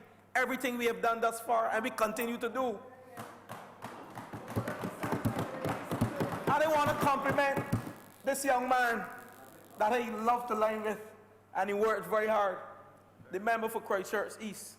He stuck with the storage issue on the South Coast. Many mornings, coal in his eyes. He's in cabinet, and we got to tell him, wipe the coal out your eyes. He said, but I just went home. We understand. That's our colleagues, what we call the Yampy in the country. The Yampy in the eyes. Mr. Speaker, I raise a Point of order, go ahead. The honourable member misleading this chamber. I never once went in the cabinet with coal in my eye.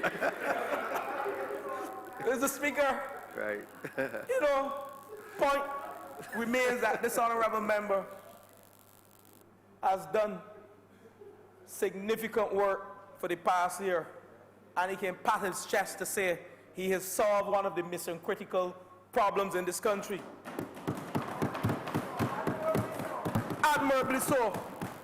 And not only we have resolved the debt crisis in this country, and the member for Christchurch East Central can pat his back as well. He can pat his back as well. He has led the charge, led by the Prime Minister of this country, who handpicked this young man and tell him, come, you got work to do in this country. And he has indeed been up to the task. And I want to compliment you too, the member for Christchurch East Central. A star boy, I call them star boys. when I come to this chamber, sometimes I just sit down and I listen to these members. Because indeed, it is a revelation to have so many ministers of government who can articulate government's policy and who can find solutions to problems. It is indeed refreshing from what we saw prior to May 2018, when we sat on the other side and we were victims of abuse. That was all it was, victims of abuse. No solutions, and now we have come to office, seek to address a water anomaly as it relates to usage of water. And here is the honorable member, again for St. Michael West, cannot say anything positive. He's asking questions, and he used the opportunity to ask questions. He criticizes by way of asking questions, subtly so. And I'm on to him, because I don't think it is fair to this government. I don't think it is fair to this government. I am not going to ask him to articulate his strategy, because I know the answer would be, I don't have a strategy, I am in opposition. While we were in opposition, we articulated strategies to the former government. And when we came to government, we implemented those strategies. So, Deputy Speaker, I am indeed happy to join this debate. But I want to speak to the whole aspect of regulation and the role of the Fair Trading Commission. And my mother always say, sometimes if you can't say anything positive about people, don't say anything at all. But I have good words about the Fair Trading Commission. And the member for St. James South said that's good Bayesian training. Yeah, the country boys are trained well. And I sat again prior to May 2018, March 2018, Mr. Deputy Speaker, on the other side, where the member for St. Michael Northwest is presently sitting presently. And I recall speaking on a matter as it relates to energy in this country, where the former administration took it upon themselves to create the environment, or if we want to say the atmosphere and the will, to sell Barbados National Terminal, BNTCL, to an entity in this country. And indeed, it was not done properly. And I want to compliment the Fair Trading Commission. The Fair Trading Commission blocked that sale because in their view, it was not a sale that would have been fair to the consumers in this country. It was not a sale that would have encouraged fair competition in this country. And indeed, the 3 statutes, well, there are more than 3, that regulate the Fair Trading Commission, the Fair Trading Commission Act, the Fair Competition Act, the Consumer Protection Act, the Utility Regulation Act. These are the acts that came into effect when the former administration sought to sell the Barbados National Terminal Company Limited to a private entity without carrying out the due diligence and without being fair to competition in this country or the consumers. So having said that, Mr. Speaker, we recognize that the Fair Trading Commission has a duty as a regulator to the utilities, in telecommunications, whether it's cable and wireless, it is Digicel or it's Ozone, whoever. They have a duty to the consumers in this country, which is critical, so they have to balance that, and they have a duty to ensure fair competition in this country. So coming here, Mr. Deputy Speaker, to amend the Utilities Regulation Act is indeed, it speaks to a level of transparency by this administration again, because this administration recognized that the best way to raise rates in this country is through a rate hearing. And indeed, the Fair Trading Commission is responsible for executing the rate hearings. But we recognize under the Act, and it is Section 37 that the Minister spoke to. But before I speak to Section 37 of the Utility Regulations Act, I will speak to the whole aspect of having audited financial statements. When you're to be regulated, Mr. Deputy Speaker, and I want the public to understand this carefully. This is fundamental to the decision that we took on May the 1st to exempt the Barbados Water Authority from the regulation under the Fair Trading Commission temporarily. And that was missing from all the presentations, temporarily exempt. When you don't have audited financial statements, and indeed I cannot blame the member for Christchurch East again, this was before his time. I'm not finding excuses, it is factual. So when you come to regulate or to have a rate hearing, to look at rate setting, currently Barbados Light and Power has applied to the FTC for a rate hearing, but they have presented to the FTC audited financial statements. So when you have to look and see the cost of operations, money coming in, the revenue generating, your balance sheet, your profit and loss statement, your cash flow statement, it is not just willy-nilly that the FTC going to just pick up and call for a rate hearing of a utility and just come up with a rate that will impact consumers. They have to look at the audited financial statements.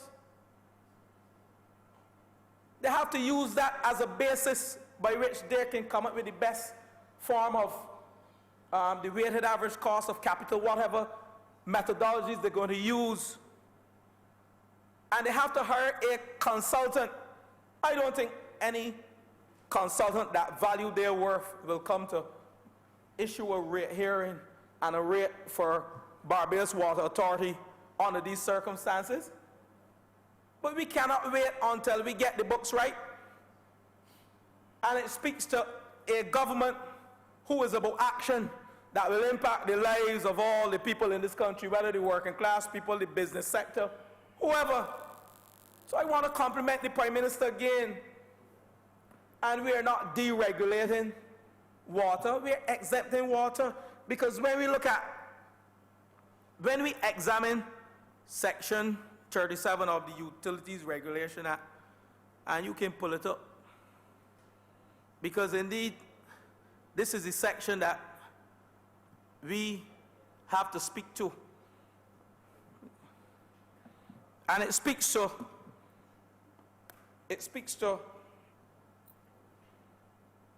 a service provider may apply to the commission, which is the Fair Trading Commission, for the utility service that it supplies or any part of the utility service that it supplies to be exempted from the application of all or any of the provisions of this Act, where the service provider can establish that the market for the utility service supplied by the service provider is effectively competitive.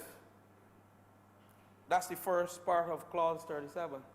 But we know, and I think the member for Christchurch East alluded to it, the Barbados Water Authority is a monopoly in this country. And we will not be unfair to the Barbados Water Authority as a government. I don't think that the Commission will be unfair to the Barbados Water Authority.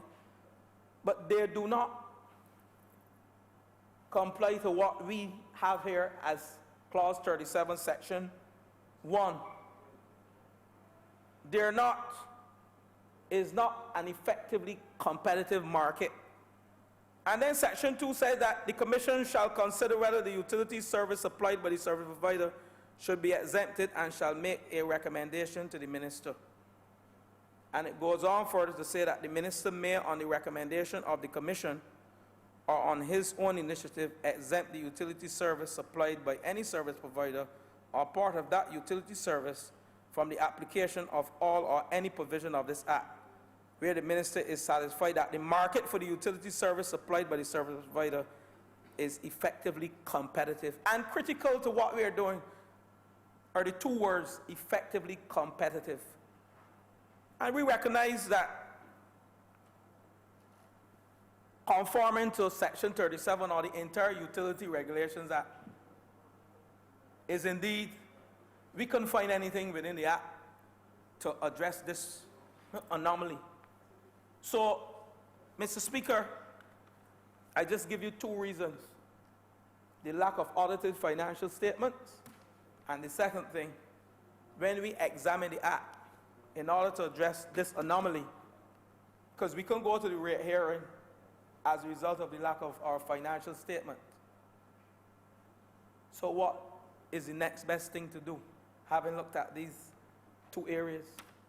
So the government, led by the Prime Minister of this country, saw it fit to be fair to consumers and also to the service provider to include a section into the Act, to propose a section that the minister may, on recommendation of the Commission or on his own initiative, exempt the utility service supplied by any service provider or part of that utility service from the application of all or any of the provisions of this Act, where the minister is satisfied that the exemption is required in the public interest. So we recognize that the exemption is required in the interest of the public, and that is why we are here at this juncture to ask Cabinet to approve, Parliament, this recommendation. Now, you know, Mr. Deputy Speaker, again, the Fair Trading Commission, the BWA, was brought under the regulatory purview of the Commission in 2001. I think the Commission started in January 2001. And indeed, the role when it was set up was to safeguard the interests of consumers, to regulate the utility services provided by service providers, and to monitor and investigate the conduct of service providers and business enterprise, and to ensure effective competition in this economy. And indeed, we recognize that the Fair Trading Commission is responsible for indeed ensuring that mergers and acquisitions in this country are done to protect the consumers and indeed the business entities that are about to merge. So we have a regulatory role at the Fair Trading Commission.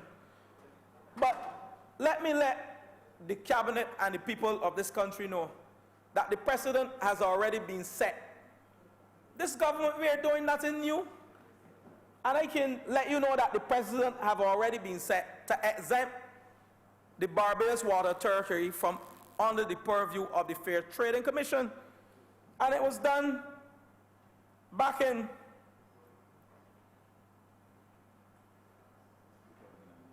2009. It was done back in 2009. Back in 2009, it was done. And it was also done after 2009 as well, because in March 2010, by the Barbados Water Authority Amendment Act, the process was started to subject the BWA to regulation by the Commission. And in 2011, Mr. Deputy Speaker, the government of Barbados then entered into a loan agreement with the IDB for a loan of approximately $55 million US.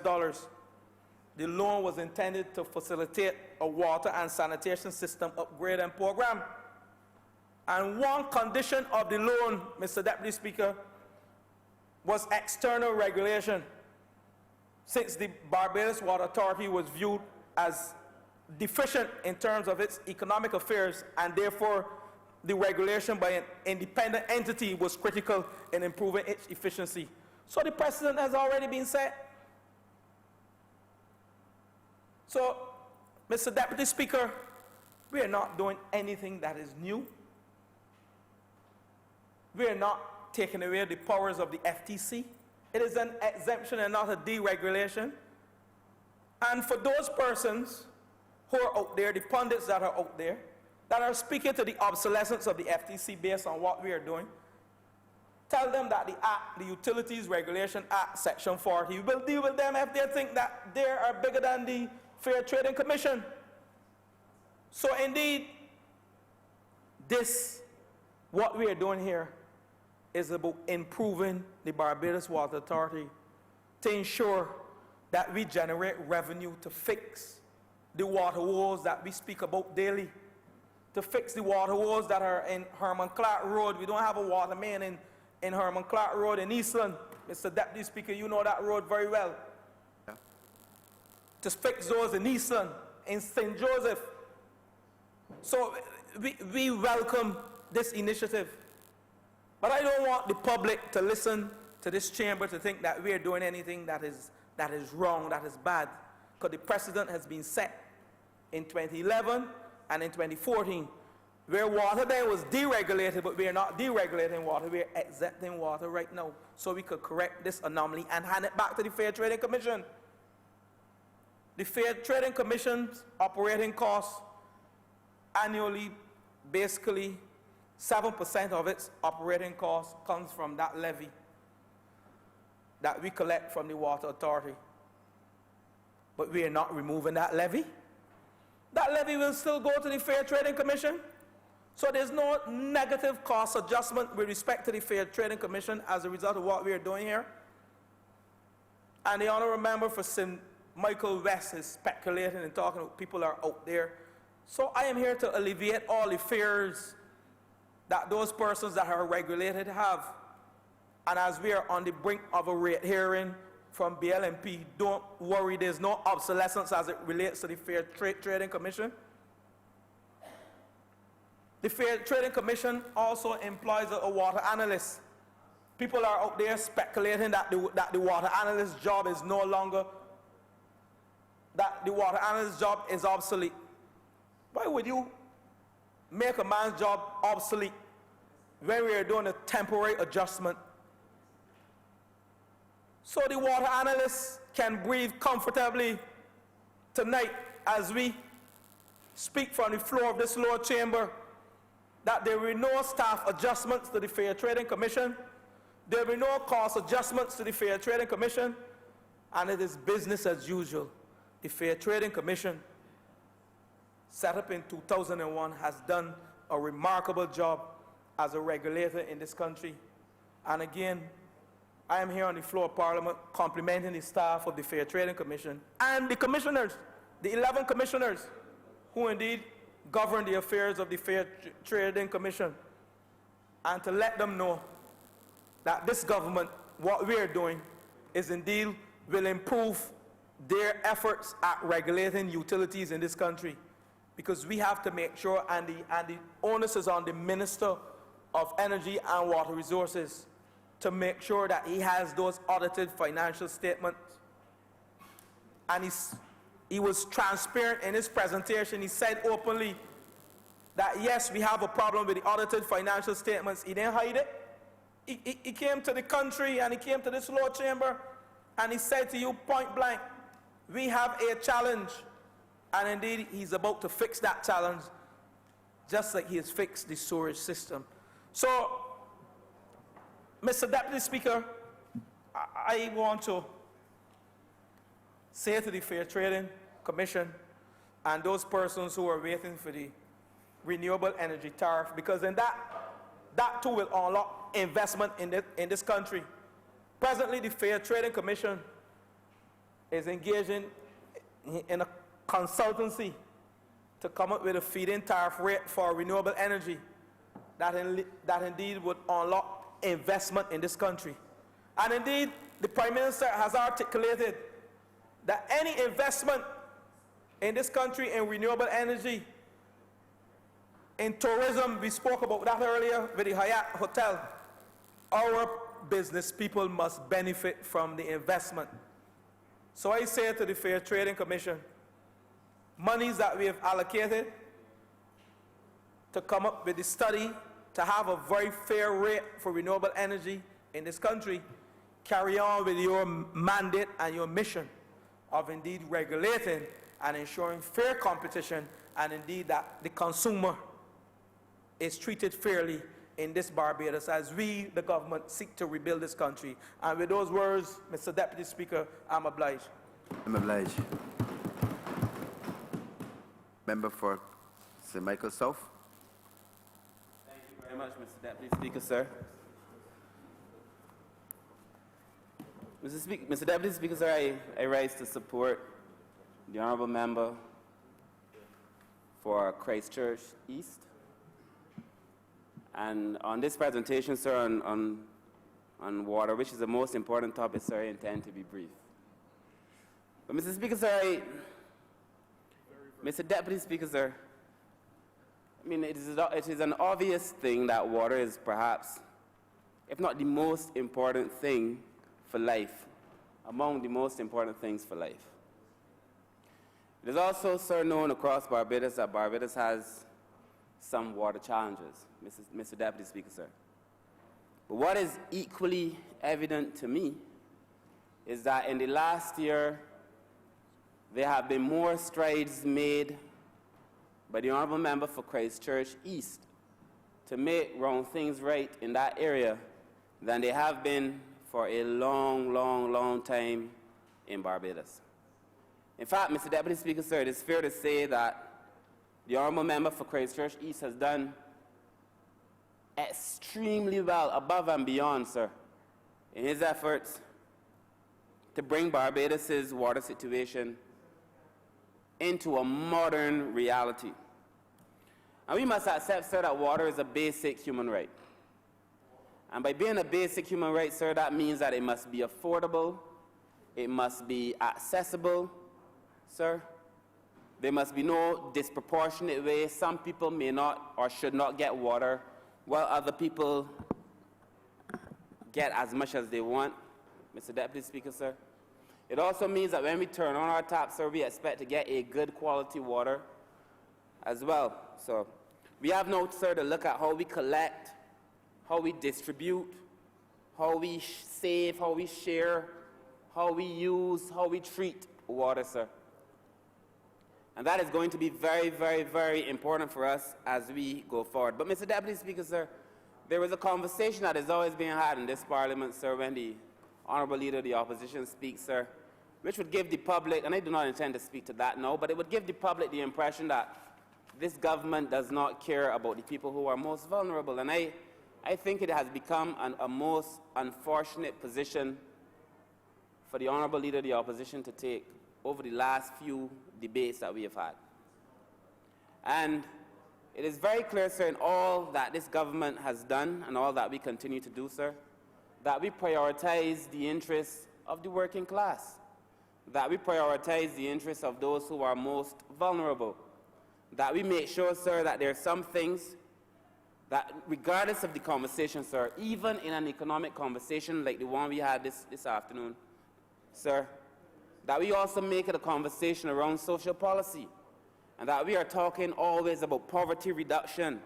We are always talking, sir, about tackling inequality. We are always talking, sir, about improving livelihoods, sir, in all that we do. And that it is a very difficult case to sell, to try to suggest, sir, that this government has not prioritized the interests of the working class. A very, very difficult case, sir. And you know, it has become clear to me that empowerment is a word that exists in the lexicon of politicians, but it does not exist oftentimes in the practices of politicians. And that is very clear to me in the last 10 years. That people would talk to empowerment, sir, and you saw no real empowerment. That we allow the issue on the South Coast to go almost as if it could not be resolved, that we threw our hands up in despair and said, woe is me, sir, as if it could not be addressed. And in less than a year, sir, we have a solution to that problem, sir, and we will continue, sir, to implement long-term solutions. Because it is for us, sir, first and foremost, an issue that affects Barbadians. Now, any right-thinking government that wants to claim that they care about poor people, how could they, in the last 10 years, Mr. Deputy Speaker, sir, spend all kinds of money doing all kinds of things? Living lavishly, eating well, sir, gaining weight, and allowing sewage to flow on the South Coast, sir.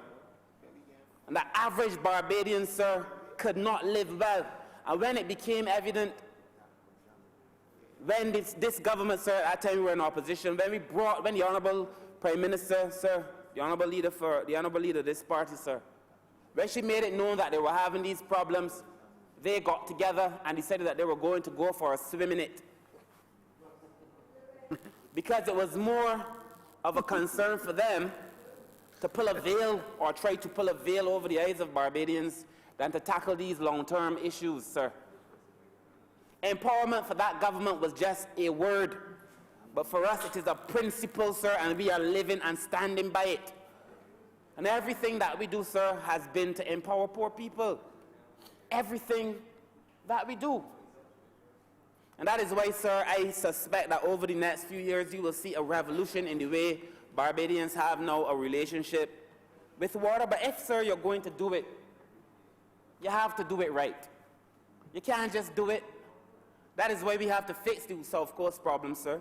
That is why we have to be honest about the situation we found. If a lot of the pipes are leaking, sir, we have to say that a lot of the pipes are leaking.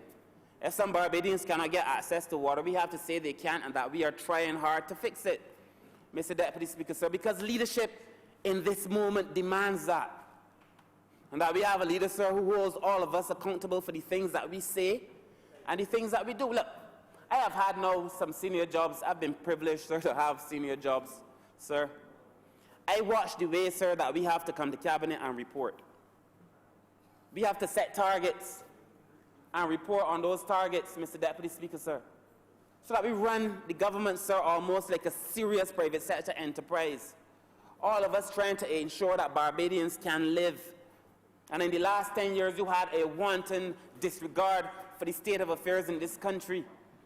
It baffles me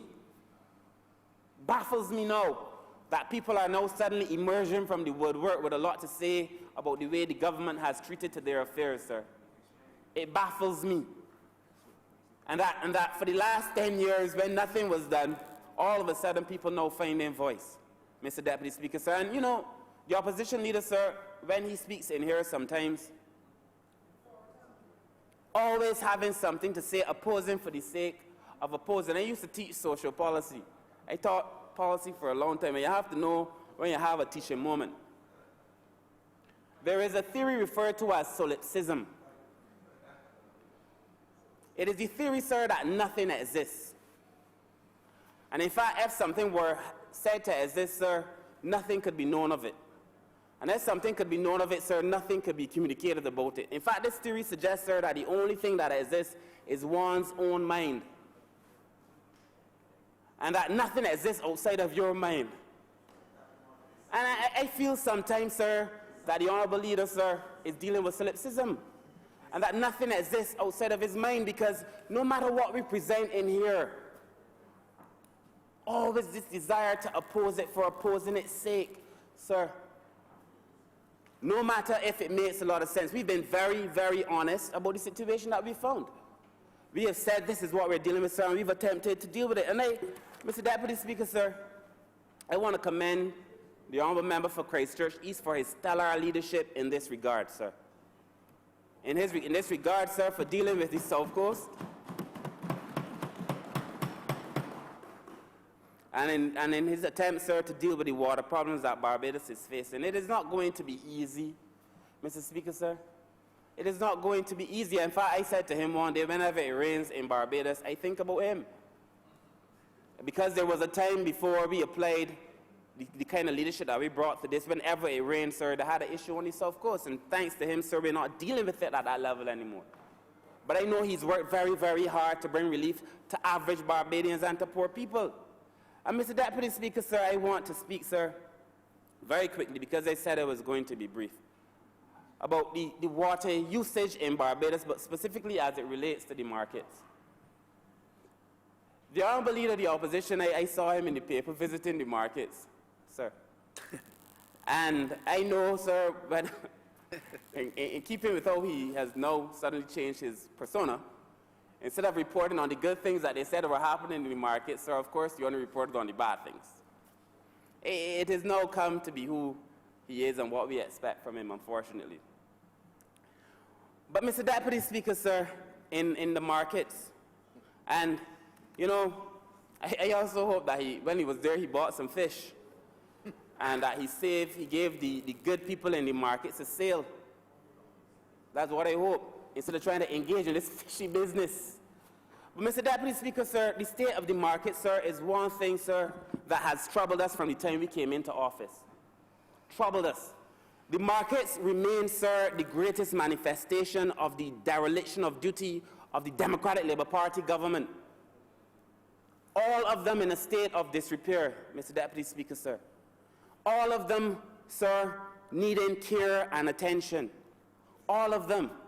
And they would tell you that there has not been a government that has paid as much attention to the market, sir, as this Barbados Labour Party government has paid to the markets. They would tell you, sir, that I have had no more meetings in there than any other minister probably has had. In fact, I doubt that the former Minister of Agriculture, the former member for St. Philip West, know where the Bridgetown market is. And that, sir, we have put a lot of effort into repairing the market. No, sir, but let us also be frank about what's happening in the markets. The markets use too much water.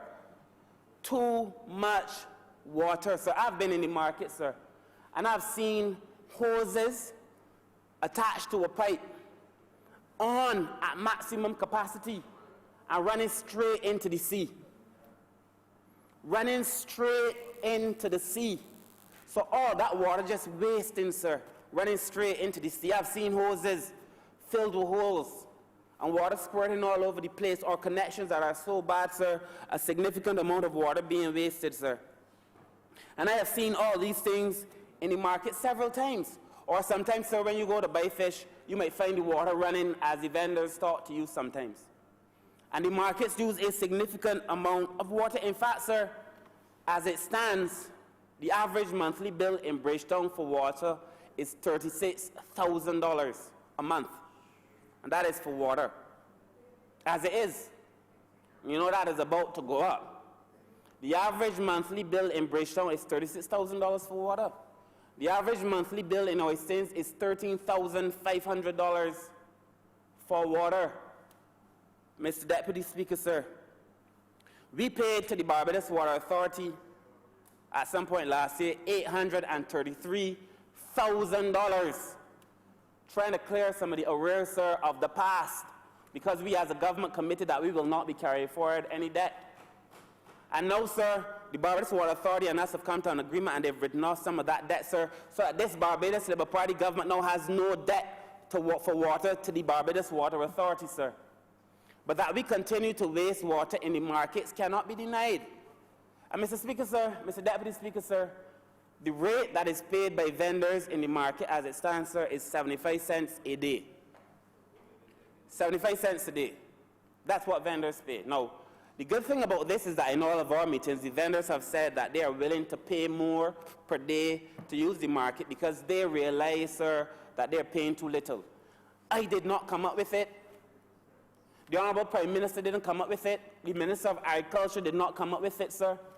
They said that they realize they're paying too little and that they want to pay more. The vendors themselves, sir, and I believe the vendors have to be commended for it because they determined that they want to support this country. The same vendors, sir, that when the Honourable Leader of the Opposition visited the market, he had nothing good to say. It is those same vendors who said they want to do something for this country because they realized that we were trying to do something for them. Mr. Deputy Speaker, sir. And we know, yes, of course, they want to give back to this country. And that is how we must now build, sir, this new Barbados, sir. All of us doing something to help the country out. Because at the end of the day, this is about the most vulnerable. In my constituency, for example, sir, when you talk about water, sir, I have a number of constituents who still using pit toilets. A number of them. And you know the challenge, sir, there are government agencies now willing to lend assistance to some of these persons who have pit toilets. The honourable member for the city knows well, because he has the same issue. And when you do the investigation, you know, even though they may be able to get assistance from the government, we have some landlords, and they can talk it because they come in here to represent poor people. There are some landlords who do not allow even this caring government, sir, as we attempt to address the pit toilet situation. People that have been renting land from them for decades, in some cases, years on top of years, refusing to allow people, sir, to get waterborne facilities, sir. So landlords contributing, sir, to a state of affairs that cannot obtain in a modern Barbados.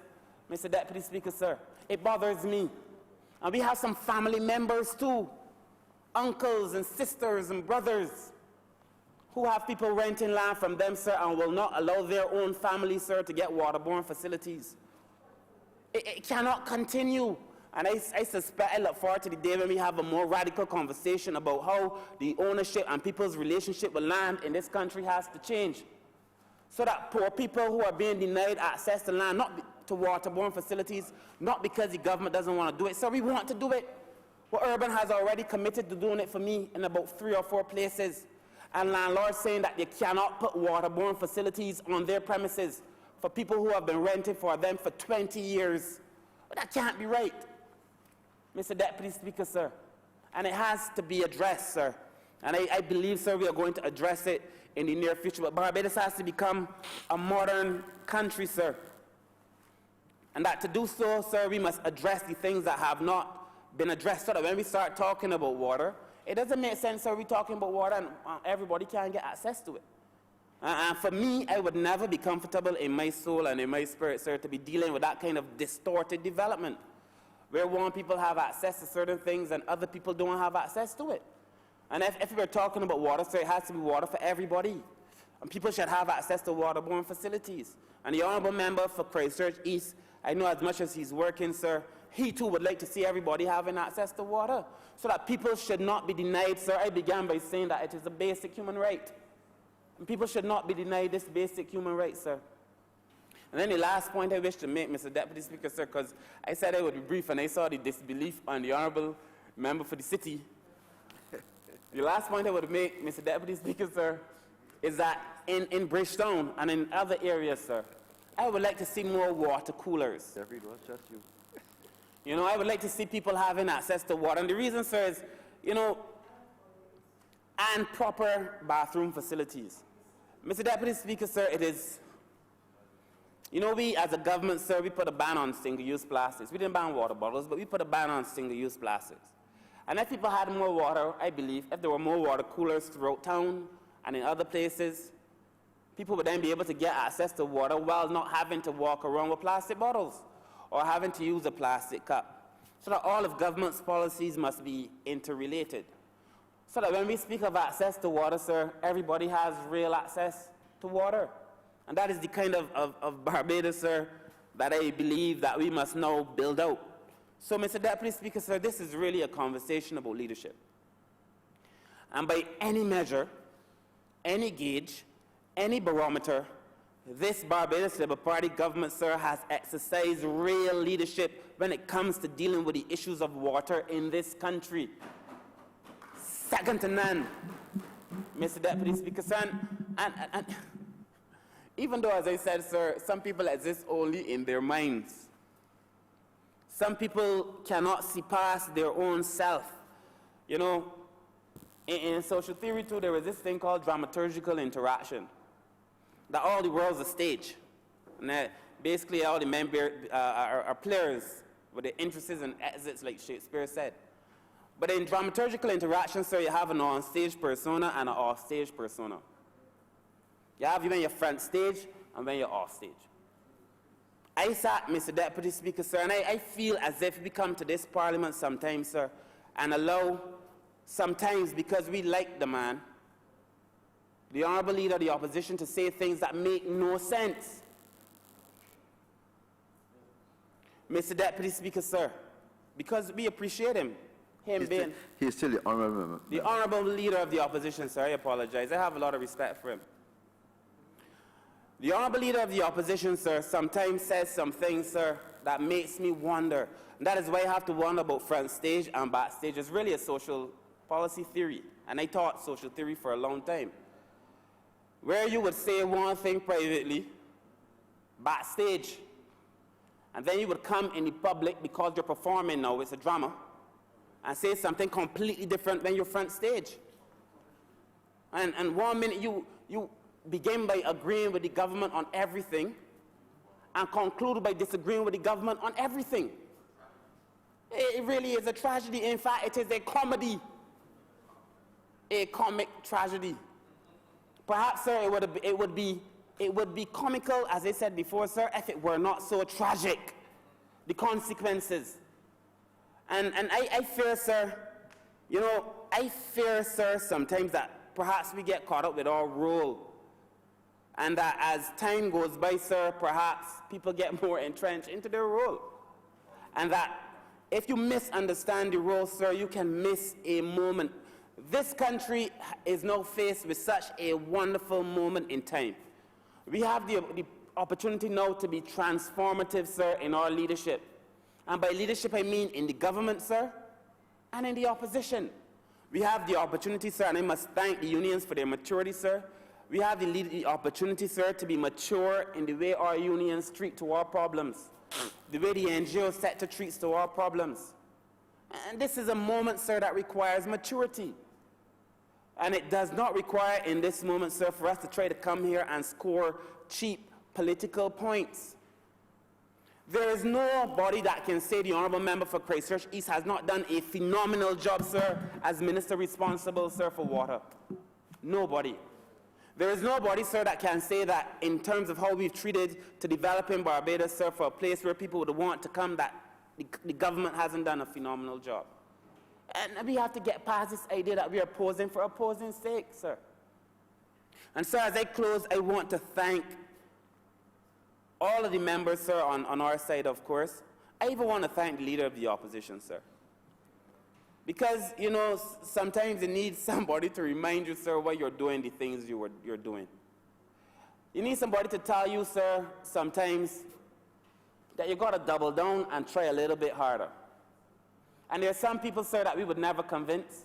But I'm not in the business, sir, of trying to convince a man just for convincing a man. I came to serve the people of Barbados. That is why we are here. And sir, we've been in office for a year, so our report card will look very, very good. But you're not going to hear any of that, sir, from the Honourable Leader of the Opposition. The Honourable Leader of the Opposition was in the markets. When I became Minister of Maritime Affairs, one of the things that was issued to me, sir, was a mandate from the Prime Minister to improve the conditions in the market. That the markets cannot look the way they currently look. Sir, when he saw that the market's under repair, that we've changed all the counters or are changing the counters, that we've brought in new material, you could see it. But not a single word to suggest that this government is doing something proper in the markets. Not a word.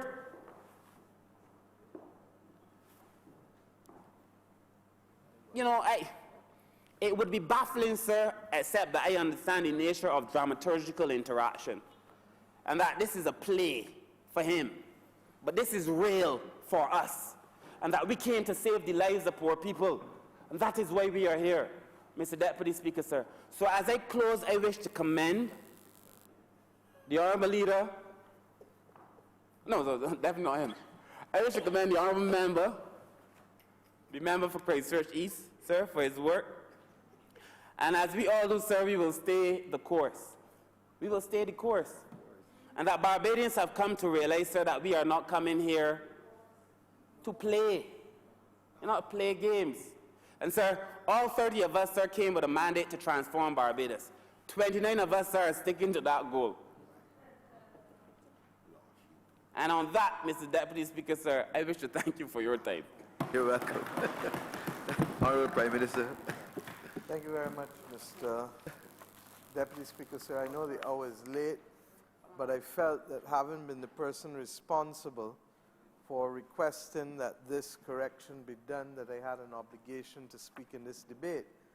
And if I may recall, without breaching the standing orders, some of what may have been in my mind, not what I said in this debate, because I wouldn't want to breach the standing orders by repeating a debate in this current Parliament.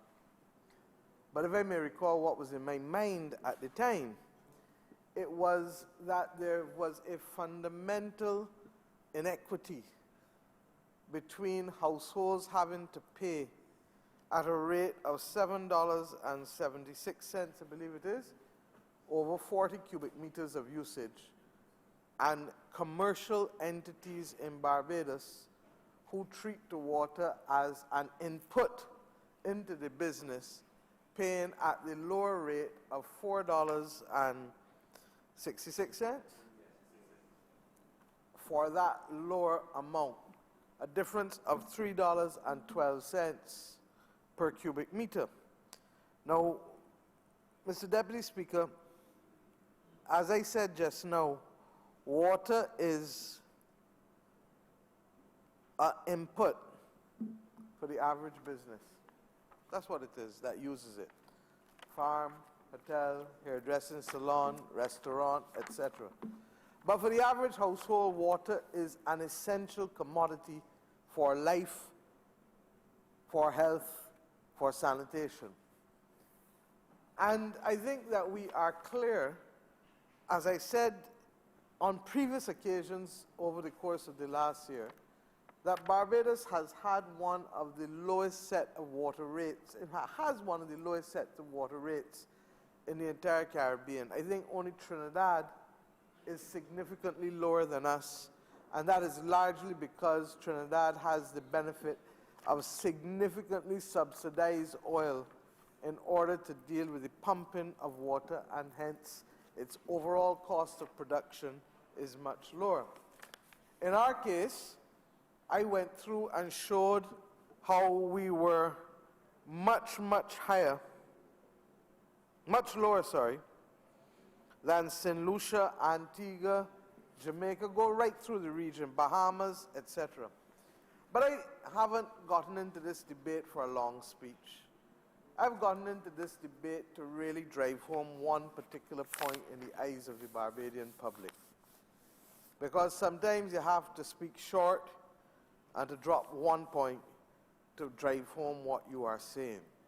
And yesterday I spoke about the replacement of the infrastructure and the tremendous costs that we're going to have to bear as a nation.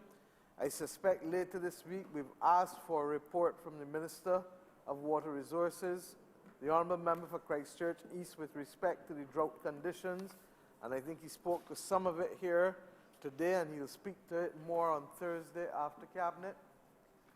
But I have come really to ask ourselves to really examine what we pay for water in this country. And it's a simple class. I saw the member for St. Philip North teaching in a class on Instagram last night, I think at Bailey's Primary School. And it hit me that I need to say a few things. One cubic meter is 1,000 liters, correct? 220 gallons. That's what 1 cubic meter is. So when you pay $2.48 for 1 cubic meter, and up to 8 cubic meters, you can pay that rate of $2.48, you are effectively paying that amount for the equivalent of 8,000 liters or 1,660 gallons. Correct so far? But we go to the supermarket, or worse still, the shop and the automart. And what do we pay for a liter of water?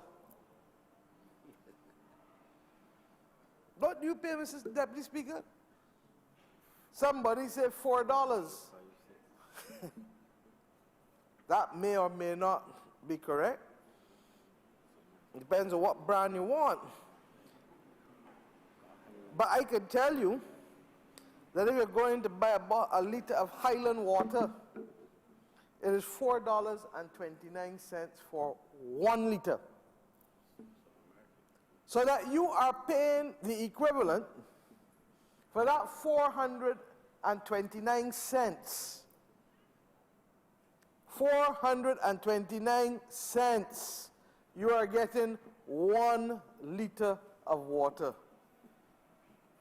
But the Barbados Water Authority is charging households the equivalent of 1 cent for 2.5 liters. 2.5 liters for 1 cent for the first 8 cubic meters. And if you then go to the next 8 to 20 and you're using above 8 cubic meters, they're charging you at the rate of 0.4 of a cent as opposed to 0.24. So that, bottom line, the equivalent price of Highland water, 429 cents, would buy you at the Water Authority the equivalent of almost 1,200, 1,300 liters in the first 8 cubic meters. In the first 8 cubic meters. 1,300. Now, I want us to ask ourselves, and there's a lesson in it for the Minister and the Barbados Water Authority too. Because I do not understand how the Barbados Water Authority could have survived this long and not seen it as part of its core business to put out commercial Barbados high-grade water. Bowmanston Special, as you call it. I don't want it to come, I want it to have come.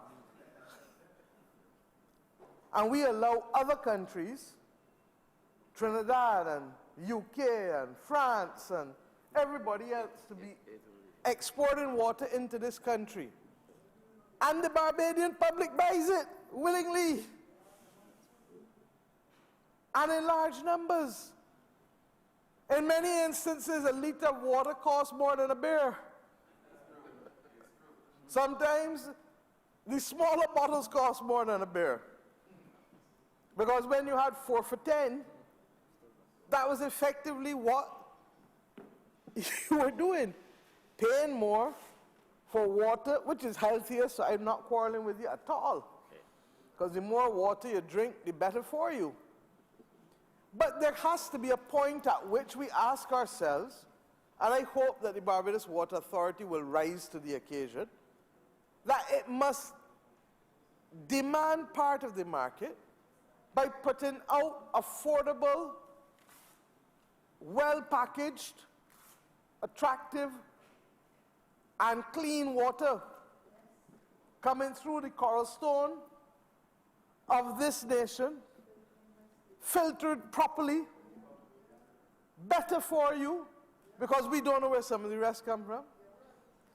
But I also say to Barbadians that when that happens and you buy a bottle that is produced by the Barbados Water Authority, that is what will help keep the production costs of the Barbados Water Authority or the profitability of the Barbados Water Authority in reach as compared to the significant losses that it has had over the years.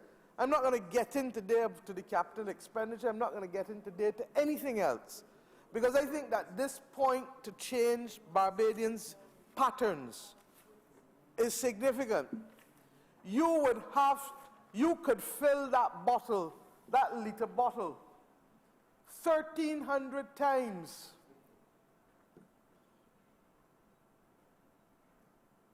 From the tap to begin to pay the $2.48 that the Barbados Water Authority charging you. Now that must tell all right-thinking people in this nation that we have to have a serious conversation.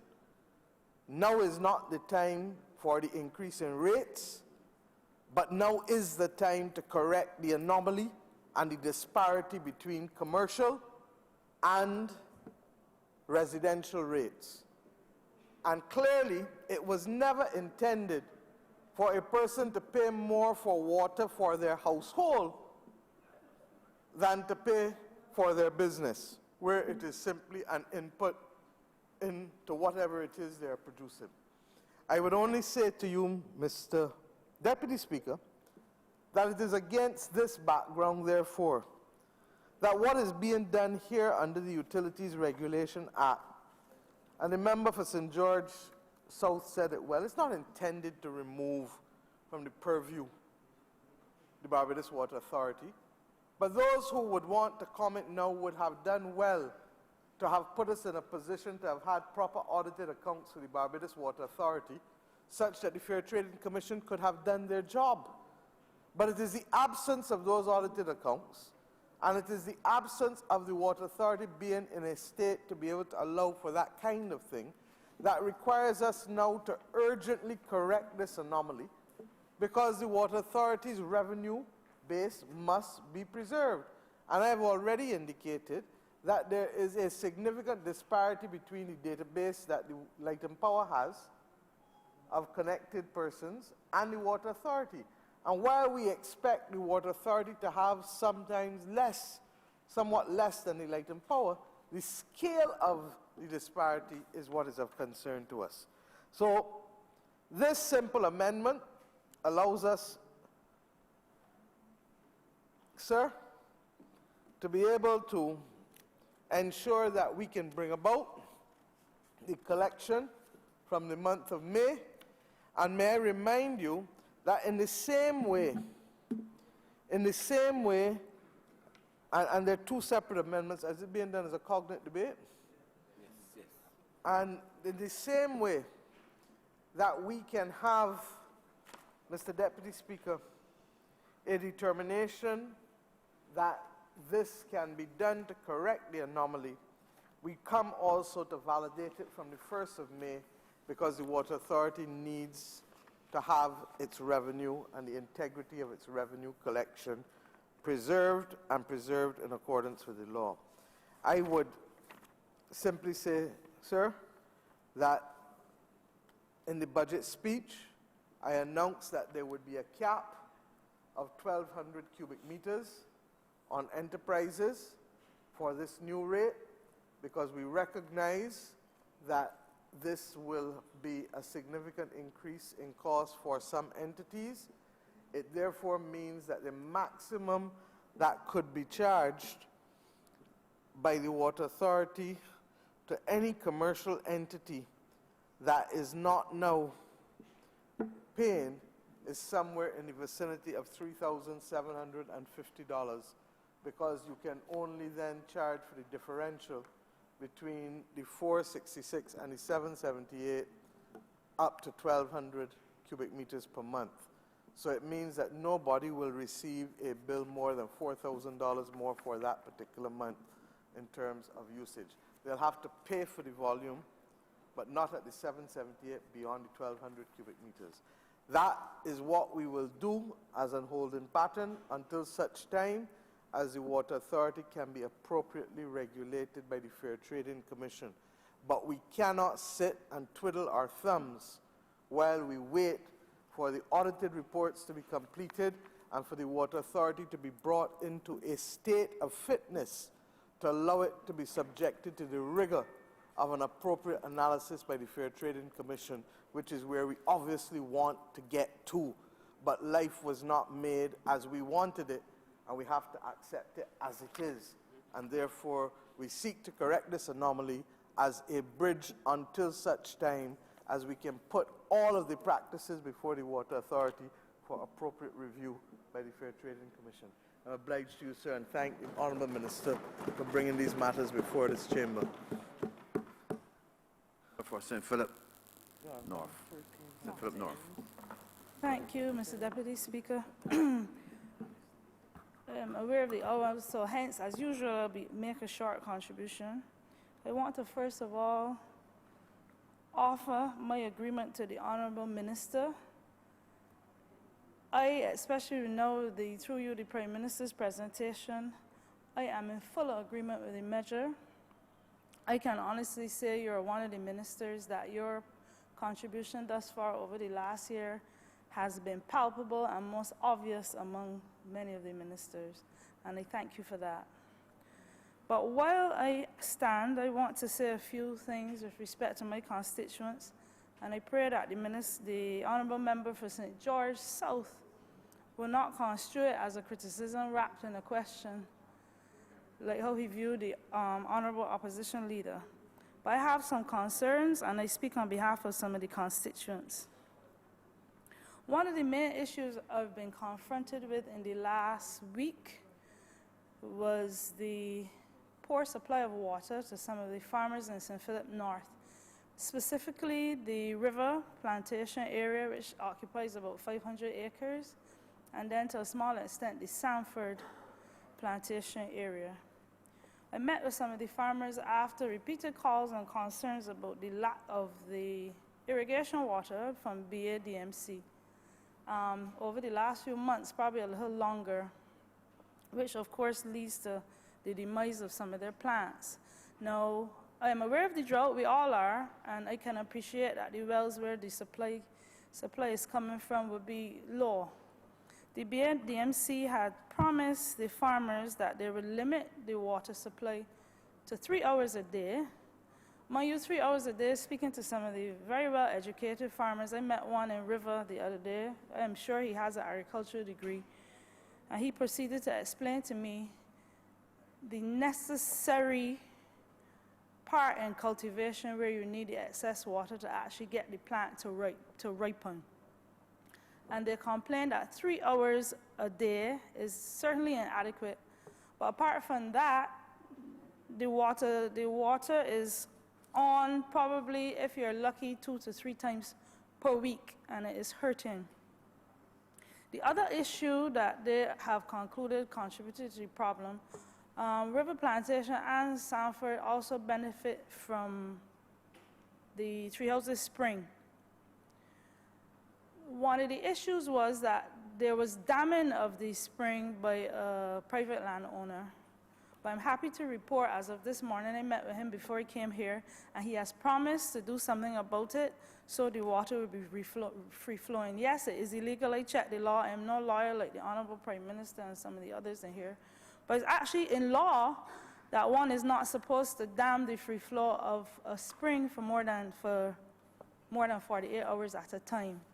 So he has agreed quite graciously. Sometimes talking to both sides really does it. I have learned that from the Honourable Prime Minister. It's good to be open and to hear both sides of the story. He has graciously agreed to allow the water to flow freely to the farmers. Up to this morning, it hadn't reached as far as river, but I'm confident that they will see some relief. The other, sorry. Point of elucidation. No, not a point of order. Yeah, because I think just now I may have said that it's 1,300 times you could fill that liter bottle before you pay the $2.48 that the Water Authority would charge you. It's actually 1,700 times. So I just want to make the records clear, because for each cent in the first 8 cubic meters, you get 4. So 1 cent is the equivalent of 4 cubic meters, just over 4 liters, sorry. So that 1,700 times you could fill that bottle. But I don't mean, I had to interrupt to get it before the debate shuts down, so I apologize to the Honourable Member. Quite all right, Honourable PM. So what some of this lack of water means, of course, is that the farmers have had to rely on the Barbados Water Authority supply of water to have enough irrigation to get their plants, the vegetables to market. And the concern is the high water bills that they're now having. I am asking, I am not criticizing, if anything can be done to help with these farmers. We all know, everybody in here, we all know that the way that we are going, the best option is through agriculture. We really can't survive without it. And I am inquiring at your wrap-up if there's any solution to helping some of these farmers up there with the BWA water bill that they have, some of them running in the thousands.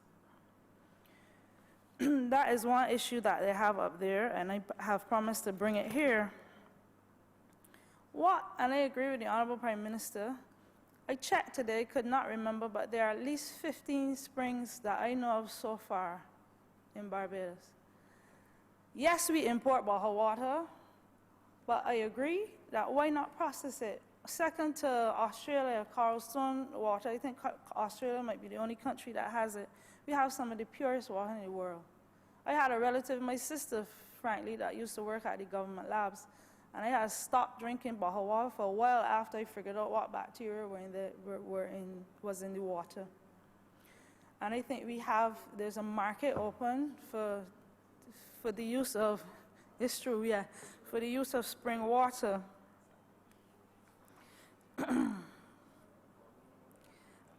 I want to offer some suggestions too, and these are not necessarily from me, but some of the farmers suggested, and funny enough, I got an article from 2011 from The Nation, where the BADMC had promised to improve the irrigation water to the area. I heard that a team the board went through that very area this week, River Plantation, I'm happy to say. But we have to consider keeping up with the clearing of the waterways for the spring. They're full of pondweed, and water really can't get through. And the other thing is to construct ponds or holding areas for the water that in times of drought like now, the farmers will have a little better access to water. That's one of my suggestions. And it'd be good if the BADMC holds to the promise. Yes, we have a different administration, but as I always say, and one of the members said today, because it was from the other administration does not mean it cannot be continued. The other issue I have in St. Philip North, well, not St. Philip North, I'm told it's an island-wide problem, and I have spoken to the minister about it. We have an issue with householders, either somebody that would have taken over a home from a grandmother that was deceased, or somebody that's living overseas. I have one where her grandmother left her the house, but died overseas, and no paperwork, and she's having real issues. She has 2 children, getting the Barbados Water Authority to run water to the house. And I've had at least 2 of these constituents, and I find it is extremely difficult to explain to them why this is happening. Honourable Minister, I know you explained it to me. I hope that we are trying the best that we can to rectify this problem. But it's a serious problem, as we really can't do without water, however we'd like to think. And I would like to see something done with in these areas. As I said, that is my small contribution. I'm glad that the Prime Minister explained, as I like to say, explained to me like a 2-year-old what the water rates, the current water rates that we are paying, really extrapolates to. I am glad that the Honourable Minister, member for Christchurch East, made it clear and repeated again that the water rates have not gone up, but we are just adding a contribution for the sanitation and the sewage contributions. And let me just say a thank you to the Honourable members for St. Michael East. We had some issues with garbage in St. Philip, and it just took one phone call and it was cleared. So I think we need to keep reminding people that it's not an increase of water rates, but we have added some other things to help with the sanitation and the sewage issues. As I said, Honourable Deputy Speaker, I only had a small contribution, and that is it. Thank you. Thank you. Member for Christchurch East. Mr. Deputy Speaker, I raise, just to wrap up, and just touch very, very briefly on a couple things. We have an issue with illegal water connections, and the illegal water connections are throwing off the whole collection revenue, and is a factor that we have to address in order to be able to account for all the water that we pump.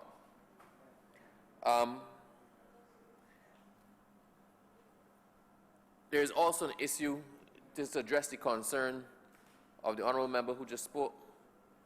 There's an issue in relation to farming and some commercial enterprises that take the water out of the ground, and they use significant amounts of water to water golf courses, to irrigate large areas, but they don't pay anything for it. So there's private abstraction, pulling from the same water supply that we actually pump from through private wells, and not paying a cent for it. So all of that water is water that's coming out of the supply system as well. There are a lot of farmers that benefit from that water, and we are looking at ways to regulate that, because every drop of water has to be accounted for, and accounted for in a way that provides equity to as many people as possible.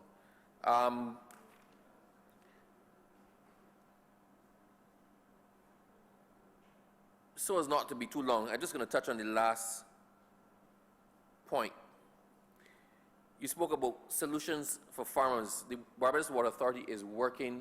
We're trying hard to work with the Minister of Agriculture and the farmers. We accept that some people may be disadvantaged because of the increased rates. Some people whose return, they can't manage to recover those input costs, and this would largely include farmers. So we're looking at a cap on the GSC, the levy. We would not necessarily be able to adjust the water rate or make a compromise on the water rate for them, but we're looking at finding a cap for the GSC that would be a bit more equitable to those who have to use a certain amount of water and don't have a discretion in it, that they have no way of reducing it because that is the necessary input and is input at a certain quantity. So that is one of the things we're looking at. Once we balance, we're going to have to look at as well what comes in now as a result of this increase. When we have maybe 1 or 2 months figures on that, we'll be in a better position to figure out what the cap is going to be. So we are working on that. We're looking to collect the data. But for those people who are going to be affected out of proportion with what they can earn from the input, some relief will be coming shortly once we're able to nail down the figures. So that is something we have contemplated while making the increase in the commercial rate, but it is something that we have to do on the basis of empirical evidence, and we're collecting that, and that will come. The last, so I trust that addresses in some way your concern. You can tell the farmers that very soon there will be some cap on it that can give some relief. The last thing, Mr. Deputy Speaker, I as well have an issue with the fact that there are people in Barbados who, because of the law as it stands now, that makes water a charge on the land as opposed to a charge on the person, people who do not hold title deeds or can't prove freehold ownership are unable to get water supplies connected to land in their names. This affects a number of people. This affects some people in tenancies. This affects people who may have rights to land by adverse possession. This affects people where the title deeds are lost and the water supply was disconnected for a period of time. This affects people in a large number of cases in estate matters where a grandparent may have died, the water got cut off, people are living on the land has been in that family for years, but you cannot get the service reconnected because you don't have a title deed.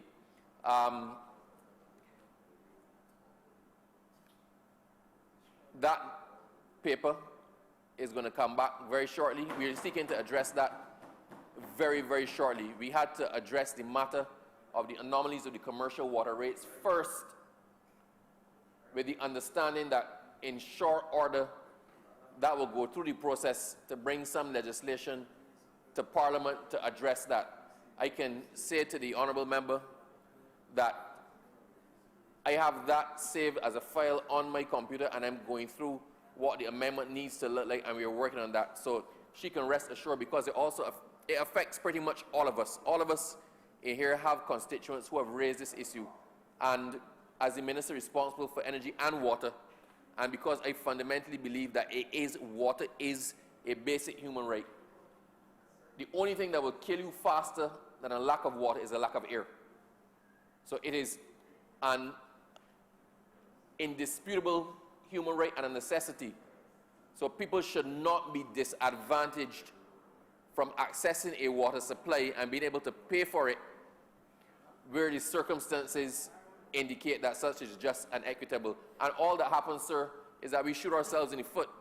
The Barbados Water Authority does not connect the people, and the people go and connect themselves illegally in any event, so they contribute to the non-revenue water. So I can assure the honourable member that that will be engaging the attention of the Cabinet and the Parliament of Barbados, I would say, within the next 8 weeks. So you can tell, all the members can tell their constituents to look out for it. It is something that we have on the front burner, and we're trying to nail it down, but it will be addressed in exceedingly short order because it is a critical issue that needs to be resolved. Barbadians cannot be disenfranchised and disadvantaged because of something that is easily correctable. We cannot keep applying old rules or rules that have served their purpose to situations that exist now. It is, my godchild used the analogy, we're trying to apply analog technology to digital age. So it will be addressed in short order. And with those few words, I do beg that this amendment be read a second time. Before you sit, honourable member, I think the two items you dealt with was item number 10 and 11. Yes, sir. 10, 11. 10, 11. So the items that you're moving to be read a second time. Item. Be read a second time. Thank you. All those in seconded? All members in favor say aye. Aye. Those against say no. I think the ayes have it.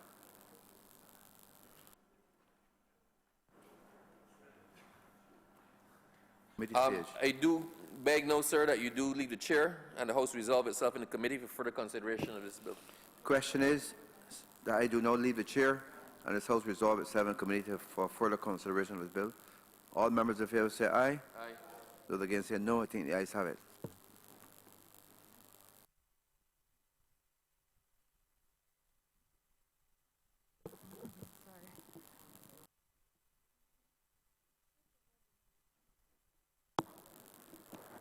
This House is now in committee. Clause 1. I beg to move that clause 1 stand part. Question is that clause 1 stand part. All honourable members in favor, please say aye. Aye. All honourable members against, please say nay. Methinks the ayes have it. Clause 2. I beg to move that clause 2 stand part. Question is that clause 2 stand part. All honourable members in favor, please say aye. Aye. All honourable members against, please say nay. Methinks the ayes have it. Report. I beg to move that you do not report to His Honour the Deputy Speaker the passing of one bill in committee. Question is that I do not report to the Honourable Deputy Speaker the passing of one bill in committee. All honourable members in favour, please say aye. Aye. All honourable members against, please say nay. Methinks the ayes have it.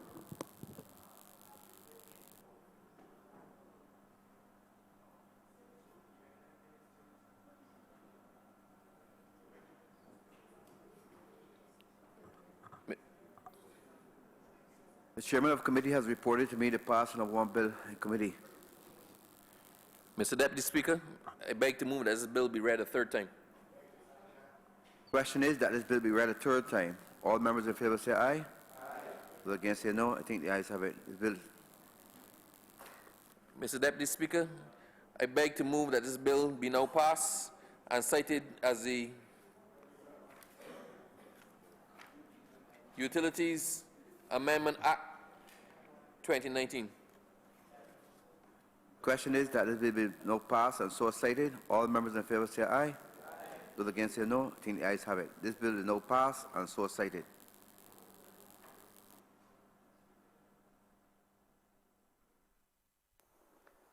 Order number 11, sir. In the name of the Honourable Minister of Energy and Water Resources, to move the second reading of the Water Authority Validation of Water and Sewage Rates Bill 2019. Mr. Deputy Speaker, I beg to move that this bill be now read a second time. Question is that this bill be now read a second time. All members in favor say aye. Aye. Those against say no. I think the ayes have it. Mr. Deputy Speaker, I beg to move that you do not leave the chair and the House resolve itself in the committee for further consideration of this bill. Question is that I do now leave the chair and this House resolve itself in committee for further consideration of this bill. All members in favour say aye. Aye. Those against say no. I think the ayes have it.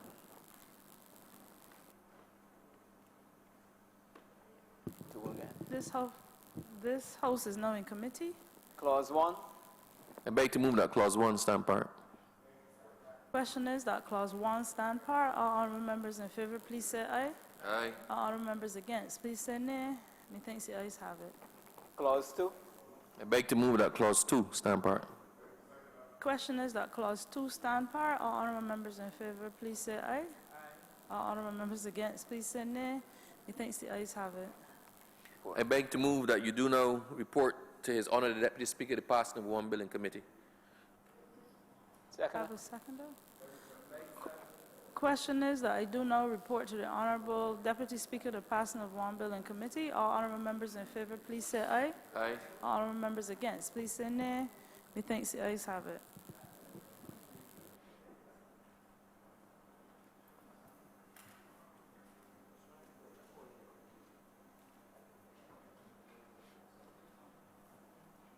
Chairman of committee has reported to me the passing of one bill in committee.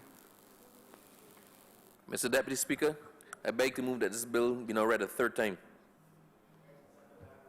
Question is that this bill is now read a third time. All members in favour say aye. Those against say no. I think the ayes have it. Mr. Deputy Speaker, I beg to move that this bill do now pass and be cited to the Barbados Water Authority Amendment Act 2019. Seconded. All those in favour say aye. This is a validation. The Barbados Water Authority Validation Act 2019.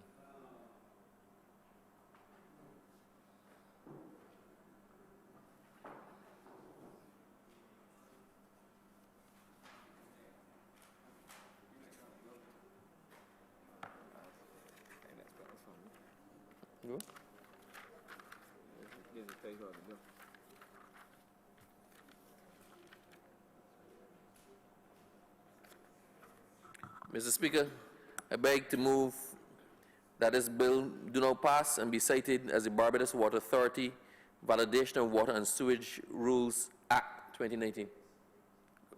Rates.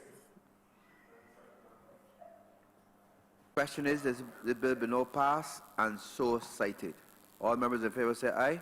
Aye. Those against say no. I think the ayes have it. This bill is now passed and so cited. Order number 9, sir. In the name of the Honourable Minister in the Ministry of Finance and Investment, to move the passing of a resolution to seek the concurrence of the Honourable the House of Assembly in the amendments made by the Honourable the Senate to the Public Service Retrenched Workers Bill 2019.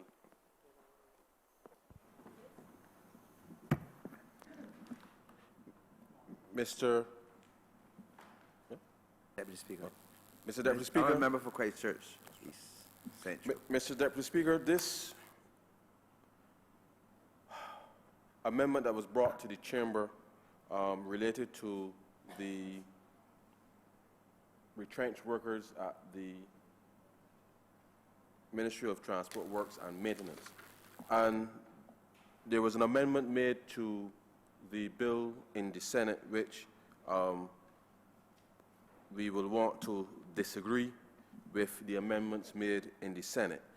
And, sir, part of the reason why the Honourable House will disagree with the amendments made in the Senate is because Section 23, subsection 2 of the Pension Regulations, 1947, states quite clearly that if an officer holding a pensionable office retires from the public service in consequence of the abolition or reorganization of his office and without refusing to accept another pensionable office not less than the value than the office in which he was the substantive holder immediately before such abolition or reorganization, that he may retire from the public service and be granted an additional pension at the annual rate of 1/6 of the pensionable emoluments for each complete period of 3 years pensionable service or more.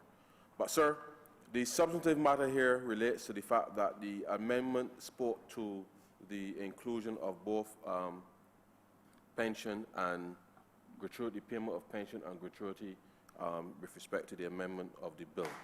And so therefore, the amendments made by the Honourable Senate sought to separate the fact that in the legislation it speaks already to the payment of both gratuity and pension, and to the extent that the clauses in the bill spoke to the fact that those retrenched workers at the Ministry of Transport Works and Maintenance will be paid their gratuity, but the pension will be paid upon attaining the pensionable age, which is normal procedure, sir, that the amendments that was made in the Senate, the House is not in agreement with.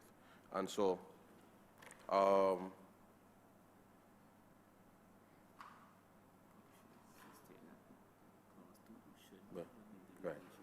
right. So therefore, I'm asking on that reasoning that clause 2, which was deleted in the Senate, that should not have been deleted, given that the policy enunciated by the Cabinet, or agreed by the Cabinet on May 9th, is a policy that is consistent with the pension regulations. And so therefore, that's the reason why we are not accepting the amendment that was made in the Senate. And so I wish to reject formally the amendment made in the Senate on this bill. We have a seconder, please.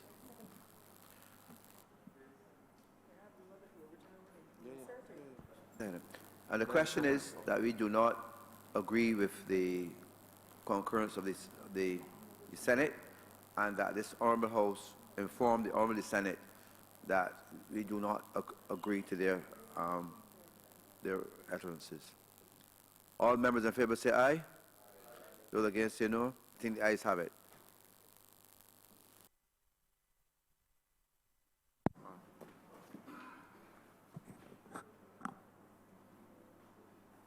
Member for the City of Bridgetown. Mr. Deputy Speaker, that brings us to the end of government business for today, and I beg to move that the Honourable Chamber be adjourned until Tuesday, the 4th of June at 10 a.m. in the forenoon. The question is that this House be adjourned until June the 4th at 10 o'clock in the morning. All members in favour say aye. Those against say no. I think the ayes have it. This House is now adjourned until June the 4th at 10 o'clock in the morning.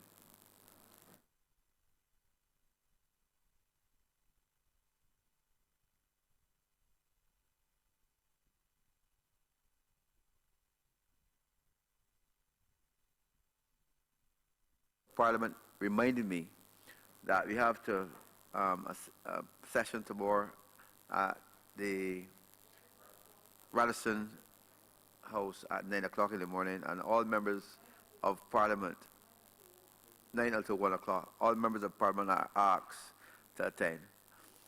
Thank you. This House will now adjourn until June the 4th at 10 o'clock in the morning. Thank you.